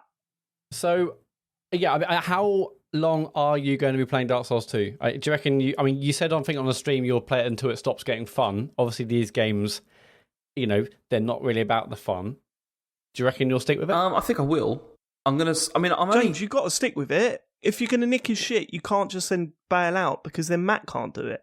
It depends on the chat, I think, is Doesn't. part of this. It does, No. because if it starts doesn't. to get ridiculous, then, if people are like sending me off in the wrong direction and stuff like that, I'm not doing that. You've taken a potential stream game away from Matt now by starting that, so I you've got to asked him a finish couple it. of months ago Well- whether he minded if I did it, and he said it was fine. Yeah, but Matt's it's not a that, people David. pleaser. He's, I mean, he texts me directly afterwards to say, "Can you believe what he fucking asked?" Wow. Like I'm telling you, you got to finish that game. Well, I will. Also, James, the artwork. I spent literally 4 or 5 minutes on that Blinks artwork, and I'm not going to get that back. And now That's I've done true. Dark Souls 2 artwork. I mean, what do you think? I'm sitting here. We're here waiting at Photoshop just for you to quit another stream so I could start a new. I'm excited to see where your adventures in Dark Souls 2 go. Yeah, well, I'm going to Okay. play it, so it's going to be fine. Yeah. All right, then. That's what we've been playing this week. Let's get to the questions and wrap this bad boy up. Well, I mean, I finished Lake. I mean, you And- had the potential to write that on the document and you didn't. So What- we'll talk I about did. that. Was there a huge? It's in the document. Was there a huge twist, as David predicted, or did it carry on its what sounds like a rather gentle and pleasant path? Well, David, it is in the document. Is it? All right, you just added it. Yes. Fine. No, he's right. Go It on. was No, there from the it's been in beginning. a document from Yeah, day it was one. there, yeah. It fucking wasn't. Go on. It was. Okay. Check the edit history, Okay. David. I will. I will. Go on. Go on. Was there? No, You've been I wanna asked check a it right now. question. Check it right now. Check it right now. You've been Check it asked, right now. asked the question. Was there a massive twist in it? No, there wasn't. Oh my There wasn't. God. Good. Quite. No, I mean, there was a decision at the end. And if you heard, Was it? Do you stay or do you go? That's what it's going to be, isn't it? Do you stay or you do you go? Go back to your city life. I mean, It's I'm cars. not going to spoil. I'm not going to spoil the game. But Okay. there is a decision at the end of the game, and yeah, it's just a thoroughly pleasant experience. I'm so glad I played it. I'd thoroughly recommend it to anyone who wants like a cozy, chill game. Not about shooting and killing and an edge or like a twist or anything. It's just a fucking pleasant game to spend in I don't know, Well, 4 or 5 hours. I'm going to be streaming it right from next week, hopefully. So that's happening. I'm quite looking forward to seeing how cozy and chilled out this game is, Matt. It's incredibly chill. How long is it? And I'm glad I played it. Yeah, what a game. How long is it? 4 or 5 hours. Not Okay, much. that's all right. I can get through that. Oh, I get through that, boy. Right, okay. That's what we've been playing this week. Let's get to questions. Yeah, I'll do questions as Sean is not here. If you want to send us a question, go to tcgs.co/deartcgs. Hamid has messaged us, "Hi, I've been listening to your podcast since the infamous statement episode. I really wish David continued like that." So do I.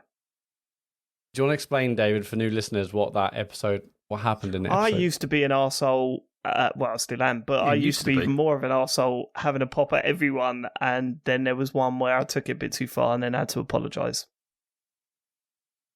That sums it up, doesn't it? Yeah, it's quite the moment because still, from some people still kind of think you shouldn't have done that. Yeah, no, I agree. It was But never I the had to same. because Matt couldn't take it anymore. No, so I had to we didn't apologise mention for it. Didn't have to. We had a lot of feedback from listeners saying, well, yeah, you did kind of Go on, mark all off right. James and Matt Okay, there. well, I said Takes- what I takes said. a Single-handedly saving the big show person to during, apologise. during your... Never be Yeah, it ashamed of does, saying it sorry. does. It takes a Thanks, big person mate. to do it. Cheers. Yeah. Maybe we're back on. Fuck off. Hamid continues, genuinely love the podcast, even though I would class myself as a casual gamer. As I haven't listened to all the podcasts, I don't know if you've been asked this question before. Sean, you might be familiar with it as your northern lad. Have you heard or have you been to the arcade club in the wonderful town of Bury, North Manchester? If not, I think you would love it. It's two huge floors of all kinds of arcade machines, even obscure Japanese ones, pinball machines, games consoles, and PCs that you could play. I don't work there. I just enjoy going. It could be a place where you could do a live podcast. That sounds Is this suspicious. John Lee? I don't work there. Yeah, I never suspected you did work there, Hamid, but now I'm thinking you're the manager. It could be a place we could do a live podcast. Keep up the good work. It definitely works there. I Could be a don't know place that. that you I do like. love places like that. Any place that I'm a big retro gamer head. I'm going to do some retro gaming streams this week, actually. Probably some GameCube stuff. But anywhere that celebrates the history of video games, I love all that stuff. You walk into like a bar. When I went to Japan a few years and years ago now, and we were in, I think it was Osaka, and we'd read and I was a vegetarian at the time. We read in the guidebook there was a retro gaming vegetarian restaurant, right? And we couldn't find it. And then we found it one night, and it was tiny, and there were 6 tables in there, and each table had a different console. We were sat on the N64 table. It was incredible. Nice. And there's a big stack of cartridges and this wonderful food. And there was a Mega Drive table and a SNES table and like a tabletop. So where were the screens? You had it on your table. Like what? Just like they had a TV They had a telly. just set up on the table. It was this tiny little place, and you had a telly, and we had an N64 with about a dozen cartridges, amazing food. Oh, it was wonderful. Loved it, man. Yeah, I wish that was over here more, because I've been to an arcade over here more recently, and it is. I know these places exist. We got one in Croydon that I'm itching to go to. But I went to Margate last week, and we went into an arcade there, and it's just the ticket stuff. That's it. Oh, it's just people walking around with bunches of tickets, playing shit games. I'm excellent. I can get 500 tickets on the Pac-Man. And that's when I look cool in front of my kids, because I can do the Pac-Man. It's one level, easy, and then you've got a ticket grab level, and I can get about 500 to 1,000 tickets. But yeah, it is all about tickets. And yeah, what's that get you though? Like a couple of sweets? Well, this is it. You've got to spend like 60 quid to fucking get a refresher, a drumstick, and a pot of fart gel. You know, it's the fart gel is good though. It's it is a lot of fun actually, but it's expensive. Do you know what happened when I went with Harry? He won like 500 tickets or whatever. We went up to the thing, the little booth, and I said, "Well, you can get a little plastic car thing, or you can get a few sweets or whatever." And he just looked at me and went, "I think I just want to take the tickets home." What? I just take the tickets home. I was like, okay. And he went over and played with the tickets. That's wonderful. Yeah, that was it. He was happy with the tickets. I got a load of tickets stashed everywhere. Oh, that's beautiful. Good for him. Yeah, I know. What a decision to make. Absolute player. We've got a pot just of a ticket, tickets now. Yep. But yeah, no, I need to get to one of these places. The one in Croydon, apparently you pay like a tenner to go in. You can stay as long as you want, and all the arcades are set to free. So yeah, I'm taking him there at some point. Yeah, I've got no excuses. One, literally a 5-minute walk from the office. It is Arcade Club in Leeds, but haven't been, for a number of different reasons. But it does look awesome. You could just walk in and go TCGS, Matt Murray. They'd just let you. You wouldn't have to pay, would you? You walk past the queue. Probably not. Yeah, they put everything on free play for fans, you. Probably. They're all set on free play anyway, Jack. Oh, okay. Go on. Never been to one. Okay, someone here called Fuck You. Okay. That sounds Does fine. that one sound It's suspicious to anyone, or I can't quite tell? Absolutely not. It's spelled PHUC, and then I apologise. Hello, lads. A long time listener, first time questioner. Simple one. Can we get a God of War stream from Sean? Best podcast. Don't at me. I mean, Sean's not here. We're going to say yes, definitely. I'm That so glad you will put in definitely the happen. questions that directed Yeah. at Sean, though, Matt. Well done. No, because I think we'll agree that, and He's I not- don't he's know. not- he's I don't not- think you should stream it. He's never going to play that game. He hates Sony stuff. It's not a streaming game, it's is like, it? you know, It's not a streaming he's not game. gonna do it. Nah. Sorry, you know fuck. what I think. But I don't think that's going to work out for you. But good luck to you and the whole Q family. Yeah. Oh gosh. Drew Peacock. Is anyone getting a Steam Deck or making do with a Switch of third-party games? I'm getting a Stream Are you Deck. interested in a Steam Deck? I've put my £4 down for the Stream Deck. It's like it costs £4, right? That's cheap for a console. Yeah, there's No, I got excited by that. I have my life is plagued by buying handheld consoles that will run PS1 and Dreamcast games. And I've got about 5 different handhelds that from different sources, like that have got 20,000 games on and stuff. But getting something legit like this, I think it looks incredible. Yeah, I'm totally up for the Stream Deck.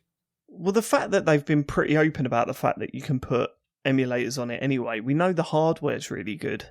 So, I mean, you could probably get rid of those 5 consoles and I can't do it, David. and just load it all onto I this. cannot do it, David. There's a part of me that is obsessively collects this stuff, and even though I don't use it, I will go and buy something else and something else. What's your It's an favourite? illness. I don't know what it's called. There is a really good app actually that I've got on my Fire Stick, and it's a retro gaming app, and you've got to pay like 15 quid or 20 quid or something. And then you can download. There's like about 30,000 games, and it's got the Dreamcast and the N64 are a bit glitchy. Actually, it doesn't quite do it. But there's Sega. I was playing Sega Rally on the Saturn on there on my Fire Stick, game. and it's got all these games. That's a really good app. That does sound like what my dad did, though. Did he? My dad come up to me once and said, "You can forget your Spotify. You can forget this was, but actually, it's before Spotify become really big. Gosh. But he was like, you can forget your music services, right? This one here, I paid this website £20. You download anything you want for free." I was like, that don't sound right. Wow. He said, no, you pay the website 20 quid. You can download as much music as you want. There's no limit. It's got everything on it. I was like, Dad, show me what you've got. And he looked at it, he pulled me over. He said, this is a website, and it takes you to this page. It's taking you to LimeWire, Dad. That's a free pirating downloading app. And you've just given someone very dodgy £20 and your credit card details. And he looked over at me and said, don't tell your mum. I would love you to do a podcast with your dad. I love hearing stories about He's your been dad. he was on Joypod quite a bit. Oh, bless him. But unfortunately, he got quite racist in his own old age, so I we've would not invited him love on to hear you anytime doing a soon. podcast with your dad, David. Me squirming in my seat. Yeah, his comments about Star Wars. We got him on the Star Wars podcast once, and we had to edit it so badly. Wow. Yeah, well, he lives far away from me now, so that's fine. That's all fine. That one, right? Should we move on, please? Yeah, SMW loved Matt's stories on last week's episode of his time playing Lake. It seems like it could have been quite a fantastic chilled out stream. However, I imagine if he had streamed it, his experience may not have been, would have been quite different. Are there any games you would love to have streamed, but the process of streaming it, knowing your decisions were going to be judged, desire to entertain, chat, etc., would have fundamentally ruined what made the experience great in the first place? And also, do you think the rise of streaming as a major form of games marketing could eventually mean the demise of games that don't stream well? I don't know. I don't think people are there for the games. I genuinely don't. I don't think they. I mean, there are exceptions. I think Dark Souls always brings in a big audience. And there's a few games that clearly are better for streaming. But I think honestly, people are there for the interaction with the Twitch streamers themselves. I don't know about that. Yeah, and the other people watching. No, go on, James. Well, I'm streaming Blinks and then stop streaming that and streaming Dark Souls, and then suddenly my viewing figures tripled during that time. So Oh, really? Yeah. Yeah, but that's what I'm saying. Dark Souls seems to be an exception. People like watching people play Dark Souls. Like that's a huge game on Twitch. But how have you found it, Ian? Because you've done a fair bit of gaming streaming on there. mean, I don't do much gaming streaming, really. It's not what we kind of use Twitch for. But I know, for example, I can't think what Limmy was playing. Limmy gets around, sort of 2,000, 3,000, 4,000 viewers. And he played one game and he was getting 7,000, 8,000 viewers. So there's obviously a thing for it. My boys watch a lot of YouTube. They don't watch much live streaming. They love Dan Tedium and Ali A and a couple of others. And the number of times I've had a message from my 9-year-old saying, Dan was playing this game. It looks really cool. Can we get it? So I do think that if a big streamer is streaming or doing a YouTube video of a game, kids go for it, and that's why these people are given the game to play or paid to play the game, because they know that loads of kids will see their heroes playing it. And these YouTube streamers are heroes, they're kind of our movie stars or our pop stars when we were kids. And so that has a big impact, definitely. Yeah, I mean, that's probably defeats my point, doesn't it? Because that's totally true. People watch these big streamers play a game. They can make or break a game. Yeah. And that's certainly been going on recently. So, yeah. Yeah, but there's definitely loads of games where I've enjoyed and I haven't wanted to stream because I know it will be a totally different experience if I had streamed that. Because, it is different. You have to entertain. You have to do things in a certain way, really, to make it enjoyable. Whereas there's loads of games I'm like, well, could I play this for myself and enjoy it? Or, I mean, let's be honest, like the Dark Souls streams have been fantastic, but I wouldn't be able to tell you a single thing about the story because it's just about killing the boss, getting to the next area. The story, that's a poor example. No one understands the story until after they've completed those games. But actually, most things I don't remember at all because it's just like, okay, get through this, do this. I mean, like, I think if I'm off stream, I will remember a lot more about a game or an experience or story because I can just devote everything to that rather than making sure audio's fine. It can taint your opinion of the game that you're playing because you're aware there's an audience watching it as well.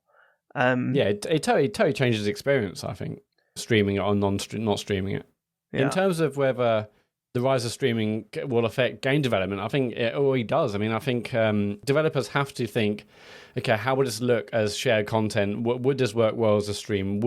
Could implementers get involved? If they could, how could they get involved? And actually, even deeper than that, could we integrate a streamer into it? Could some of their content or their likeness or their brand be in the game? What would that do for marketing and eyes on the product? So it's already affecting marketing. I don't think it'll mean a demise of those sorts of games because some games just aren't about that and they find their own audience that don't require Twitch viewership and YouTube viewership. But yeah, I think it's definitely affecting games even now. Just I don't think it'll be the end of certain types of games. I mean, your audience probably will, but some people won't know how big these streamers are. We went to see Dan TDM at Wembley Arena. At Wembley Arena, he was doing 6-7 dates. I was so lucky. I managed to get the kids backstage to meet him. It was incredible.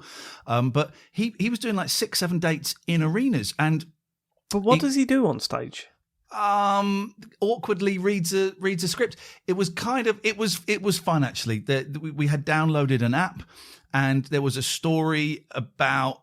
He had this kind of giant robot friend, but then they had been attacked by something. And so they had to play games with various members of the audience. So they'd get 4 members of the audience up, and you had the red team, the blue team, the yellow team, the green team. And our app decided which team we were in. So we were all cheering them on. If I'd gone on my own, I would have found it a little bit dull, but my kids were loving it, and they were cheering when we won and getting upset when we didn't. And, you got to watch Free Guy. All of these streamers are in Free Guy. They've got, speaking parts in a movie because people know that Dan TDM and these I keep saying him because that's my boy's favourite, but Dennis Daly and all these people, kids love them and kids will buy stuff because it's been given the thumbs up by one of these people. It's incredible, really. And it starts at really early age as well. Harry's obsessed with... oh God, I can't even remember his name. What's his name, James? Scott something. Scott oh Bakula. Shit, I can't even remember. That's bad. I've forgotten his name. And then even Harry's 2, and he's all into Blippi. It's all Blippi. That's all he wants to watch. It's mad, how it's gone from cartoons and all that sort of stuff, and now it is YouTubers and. Do your kids watch telly? Do they actually watch telly? Because that's the thing. Because mine don't either. Like mine, my Not son, live telly. He's just obsessed with Brick Show Brian. He just sits there and he'll watch that for. Brick Show Brian. Yeah, he'll sit there and watch that for ages. It's like he's fascinated by the guy, and it's very interesting to watch. The way he interacts. It with really Scott, is. that's the guy's name.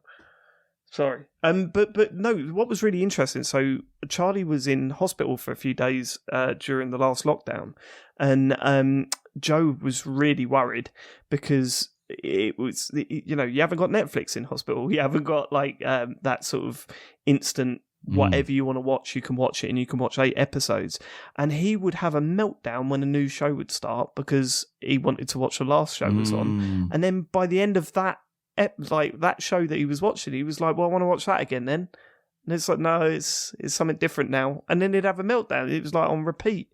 So it's just what they are used to now. And I said to Joe the other day, do you ever remember going around to your parents, like when you were a kid, and saying, I don't want to watch this. What are you watching? I don't want to watch this. Can you turn it onto my thing?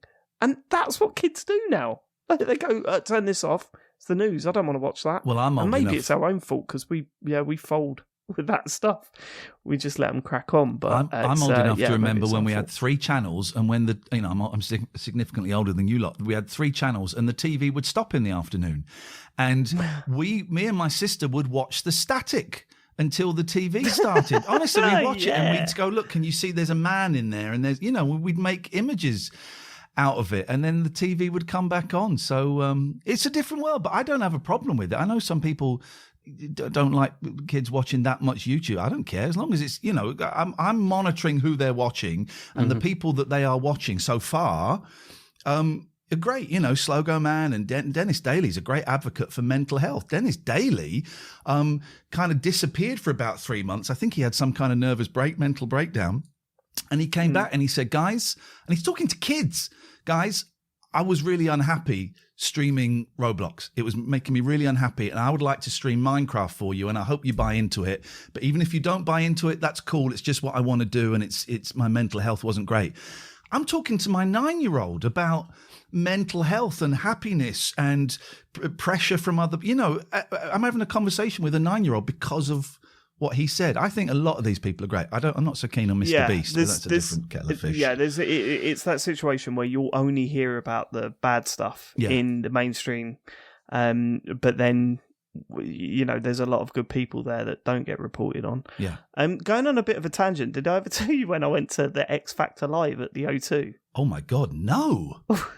So Joe is obsessed with the X Factor, as she was, and we went to see the live tour afterwards, and it was the year that Jedward were on it. Oh, right? Yes. And it was bad, man. It was bad. It was awful. I hated it. And Jedward were probably the golden age of X Factor, so that is saying something. It was a really bad show. But the funniest thing, I think the funniest thing I've ever heard a stranger say to me was at intermission, we both went to the toilet. Obviously, when you go to live events, the women's toilets, there's huge queues. The men's toilets, they're practically empty. And there was only 2 of us. There was one of this other bloke having a wee. And then over the tannoy system, or speaker system, they go, just a quick reminder that anyone caught smoking within the arena will be ejected immediately. And the bloke next to me turned to me and went, "You got a fag?" I was like, that's easily one of the best lines I've heard out of nowhere from a stranger. Oh, that's cute. That's lovely. That's lovely. That was good. We both had our willies out at the time. That's just a weird detail to chuck in. Right. Any more questions, Bat? Are we done? Gosh. We've got one last one. D's Nuts. It's spelled fine. I think that's their name. All right. What's up, TCGS? I've been a listener since the end of May via the Life is Strange 2 spoiler cast you did. So yeah, look, they do work. They do bring people into their main show. Brilliant. Okay. I've been going through all the pods from the start, listened to Rock Reacts and John Denton do music reviews, so it was interesting to see him in this space when he subbed for host. Since then, I'm currently that's weird. So you think they knew John Denton, then they found us, but didn't know there was a connection? That's weird. That's got to be a very limited amount of people that... Okay, fine. super small Venn diagram. Since then, and they currently listen to the 2019 Gotti show. Another thing I caught up on this year was The Walking Dead, and after only playing season 1 a few years ago, I fell in love with the series again and was glad to see James recognise the final season as one of the games of the year. I don't know if the rest of you already went to it afterwards, but I urge you to finish the series because it's amazing, especially the last one. Season 2 and 3 / New Frontier aren't as good as Season 1, but I think 4 is just as good, if not better. The representation of 2 strong and smart African-American kids is so inspiring. As a young African-American myself, I absolutely adore this and really beg you to at least play that season. On another note, I'm a super Life is Strange fan and want to know if you'll do a spoiler cast of True Colours. Since it's split into chapters, even though it's been released all at once. Any chance? Love the pod, guys. Keep it up. Thanks for living it natural in the beginning. These. Wicked. Yeah, we obviously spoke about the spoiler cast, but yeah, I mean, obviously we all absolutely love season 1 of The Walking Dead. It's still probably one of my all-time favourite games. You know, what I did, like, emotionally, that series is just absolutely incredible. And I played a little bit of I think I played all season 2, maybe started 3, but I was just kind of done with like the technical issues and whatnot. Yeah, that's the thing, because that's true. But I mean, they'd fixed all of that by the 4th season. He's right, is brilliant. It was so good, the 4th season, and they'd fixed everything. There was nothing wrong with it. And then there was the whole thing because Telltale got shut down, but then they still went ahead and managed to finish the whole thing, and it was great. It was a very, very good, like, solid end to the whole sort of saga, really. And it's a shame, that not many people played it, I think. See, I'm so tempted to say, Ian, you should try season 1 of Walking Dead, but it is blatant. It's just Life is Strange. But there's a little bit more action in it, I guess, but I don't know. I don't know what it'd be like in 2021, those games. I don't know. It's finding the time as well, Jesus. I've got that's the a time. lot of game to work I've got the through. time. I've got the time, but don't you recommend me any No, more I'm stuff talking I about for won't me. like? Zero time. But maybe one day I'll return to them. I know. Look, I respect James's opinion on these games. Like, we dick about on the show or whatever, but I do respect his opinion on these games, and he knows when to recommend me a game and when not to. And yeah, so maybe I should put that on some sort of list. They're all on Game Pass, you know. It doesn't sound like my cup of tea, but I'm very inspired by that email. You know, it's obviously meant a lot to that person that's written in. I'm not going to argue with that. That's fantastic. They found some identification in the game. So, you know, excellent. Yeah, for sure. Are we done? That's it for questions. Cool. What are your opinions on the socials, Ian? I bail out at that point. Oh, Okay. No, I do. If I'm being completely honest, I do, because, you know. Well, no, lie, Ian, lie. I mean, I love them, and I slow them down to half speed to make it last even longer. Good. That's what I do with the socials. Yeah. You're not we used to alone. do Ian, that so much. A lot of people listen. Literally 10 people. Tens of people listen to this bit. So. Genuinely, I would suggest having the socials at about 3 or 4 minutes into it. You know, No, interesting. No, we're not doing that. Interesting. We're We not did do it, doing actually. that. We're not doing that. Imagine doing the Patreon stuff, then the socials. People just be like, "What? This is what?" You know, is no this one's show?" listening to this conversation right now. It's literally just the 4 of us I know, hearing we can this. say whatever we want. So true. Go on. And I'm not listening now, so it's, you know. Well, That's tickled my James, pickle, that has. I was going to talk about your stream, James, but maybe I won't bother. No, I will do, of course. This Friday, James is streaming Dark Souls 2 for as long as it's fun. That's from 9 p.m. on twitch.tv/TCGSco. If you have Amazon Prime, unbeknownst to you, maybe you have Amazon, you have like Twitch Prime Gaming, and you get 1 free sub every single month. And we'd love if you want to have to our channel and give us your free sub. We really appreciate that. If you miss the streams live, they're on our YouTube channel. Go to youtube.com/TCGSco. Want Patreon, as Dave said at the beginning, patreon.com/TCGS for exclusive podcasts, live talk servers, you name it. The website is tcgs.co for links to our social channels, Discord, and everything else, I think. Cool, Ian. Hello. Thank you so much for joining us. Everyone knows how much of a fan I am of your work, and continue to be a fan of everything you do. Bless You you. and Catherine are absolutely brilliant on Twitch and your podcasts and everything. So to our listeners, absolutely check them out. Don't plug our stuff if you now, the haven't bit already. that no one's listening at. We Fucking plugged it hell. at the start as well. No, we plugged it at the start as well. This has been Bookending my it, absolute bookending it. thrill, and I get very nervous, and when I get nervous, I talk a lot. So cut as much of that crap out as you want, because I know I spoke a lot. But this has been such a thrill for me. Honestly, I think the four of you are so good, and this is like being Mike TV and Charlie and the Chocolate Factory and getting sucked into a TV. It's wonderful. So I've had a great time. Thank you. Well, when we were initially chatting about doing something together, I wanted It to was get you on making the love, show, wasn't it? It was going to be making love Oh, originally. yeah, That's well, the I stream. misunderstood it then. Yeah. I'm terribly sorry, but maybe we can arrange that another time. But I was like, I was so nervous about having you on the main show because I was instantly thinking you're going to hate it because it's really long and we go these deep dives into games and stuff. I didn't think Love you'd be it. into it. Love it. So then we did the Fun Candy Talks Over, which is, well worth watching. It's on YouTube. And then I just thought, I want to ask you again, but now that I know that you've listened to enough of the show, if you do get bored, then it's your own fault, isn't it? So it's out of my hands now. This has You know what been- you're getting into. This has been a great rehearsal. Do we do the show now or do we record it tomorrow? Yes. Everyone hit record. Okay, we go 3, now. Oh, wait. Matt. Thank you so much for Thank living you, guys. it. I really appreciate it. And I look forward to the abuse next week. You're going to be listening to the feedback, right? Of course I have. You know it. It's going to be a lot of fun. We'll catch you next week. Take care, everyone. We love you. Goodbye. Bye. Goodbye.